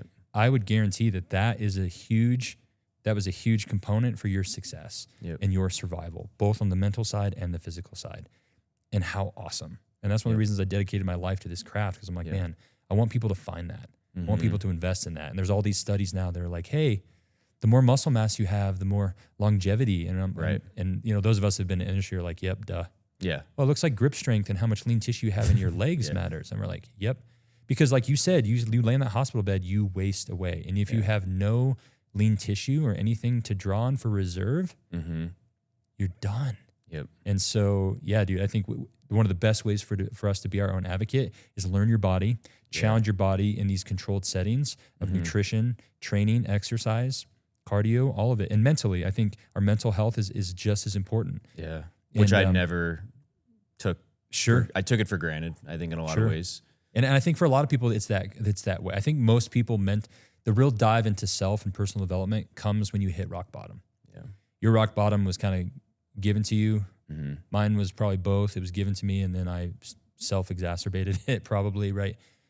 But yeah, it's hitting all of those things and working on yourself as a whole person. And and I take a lot of pride in that too. Just like, I mean, my doctor's like, you wouldn't be alive if you weren't in the shape that you were. 100%. And again, going back to control what you can control, and I couldn't control I had a mutation that I didn't know about, but I could control my mental health, my physical, my muscle back, like all of those things, like how I ate, how I slept. And I did. And it was the hardest thing to fall from the top of my fitness to the bottom. But at the same time, it was like, I'm really glad it was then and not 1000%. When it was, 5 years ago when maybe I wasn't as good a shape. Absolutely, dude. And it's like, call it whatever you want, call it coincidence, call it, my friend Kiara calls them God winks, call it divine intervention. But your entry, I guess the way that I choose to have faith, I look at it, I'm like, man, it's probably not coincidence that you got a little nudge to get into that, because, man, it certainly prepped you. For whatever reasons it happened, it certainly served you, and I'm grateful that you did that, because I'm glad you're here, man. Thanks, man. Happy to have you part of our community. Happy to have this conversation with you. There's like another hour of discussions. I have things I'm thinking about that I'd love to talk with you about, but we try to keep these to a digestible length. But thank you again, Joe, for your time, for your story. Man, I'm so glad you're here. I'm so glad that things worked out for you the way they did. And I commend you for your resiliency. And dude, I look forward to watching you win and just continue on this path of recovery. The fact that you did get to that state of health and wellness and fitness, that gives you a space to go back to. I tell my clients and my patients this. My job as a therapist is to restore your prior level of function. If your prior level of function was shit, I got nowhere to take you. Yeah. You have somewhere to climb because you're already there. And so that gives you workload in front of you, which I know you like. It gives you a task. It gives you a job. And I have no doubt that you will get there as time and everything else allows. So yeah, and thank you for having me on. I mean, this is a lot of selfish reasons to come on too. This is therapeutic for myself, and 1000%. Yeah, and that you've given a lot to me. Of we aren't super close, but like I go to the gym and everything, and like you've supported me as much as anybody through this medical journey, and I can't thank you enough. And this community and friends and family and my donor, and like it's awesome, dude. Very amazing. It's awesome. No, and I'm happy to be part of it. So yeah, thanks again, Joe. And we'll continue these conversations, I'm sure. So sounds good. All right, folks, that's a wrap on episode 21. I hope you enjoyed that. I certainly did. As my guest mentioned, coming on here, he's like, selfishly, this is therapeutic for me. And I said that on episode 1. Why am I doing the Progressive Resistance podcast? selfishly, so that talking about these concepts of how to control one's mind and be the version of yourself that you need and that you want to be, talking about them regularly helps me integrate them and get it into my life as well. Plus, sharing it with you guys is a plus, and we can spread the good word and help you, myself, and everyone else build the better you.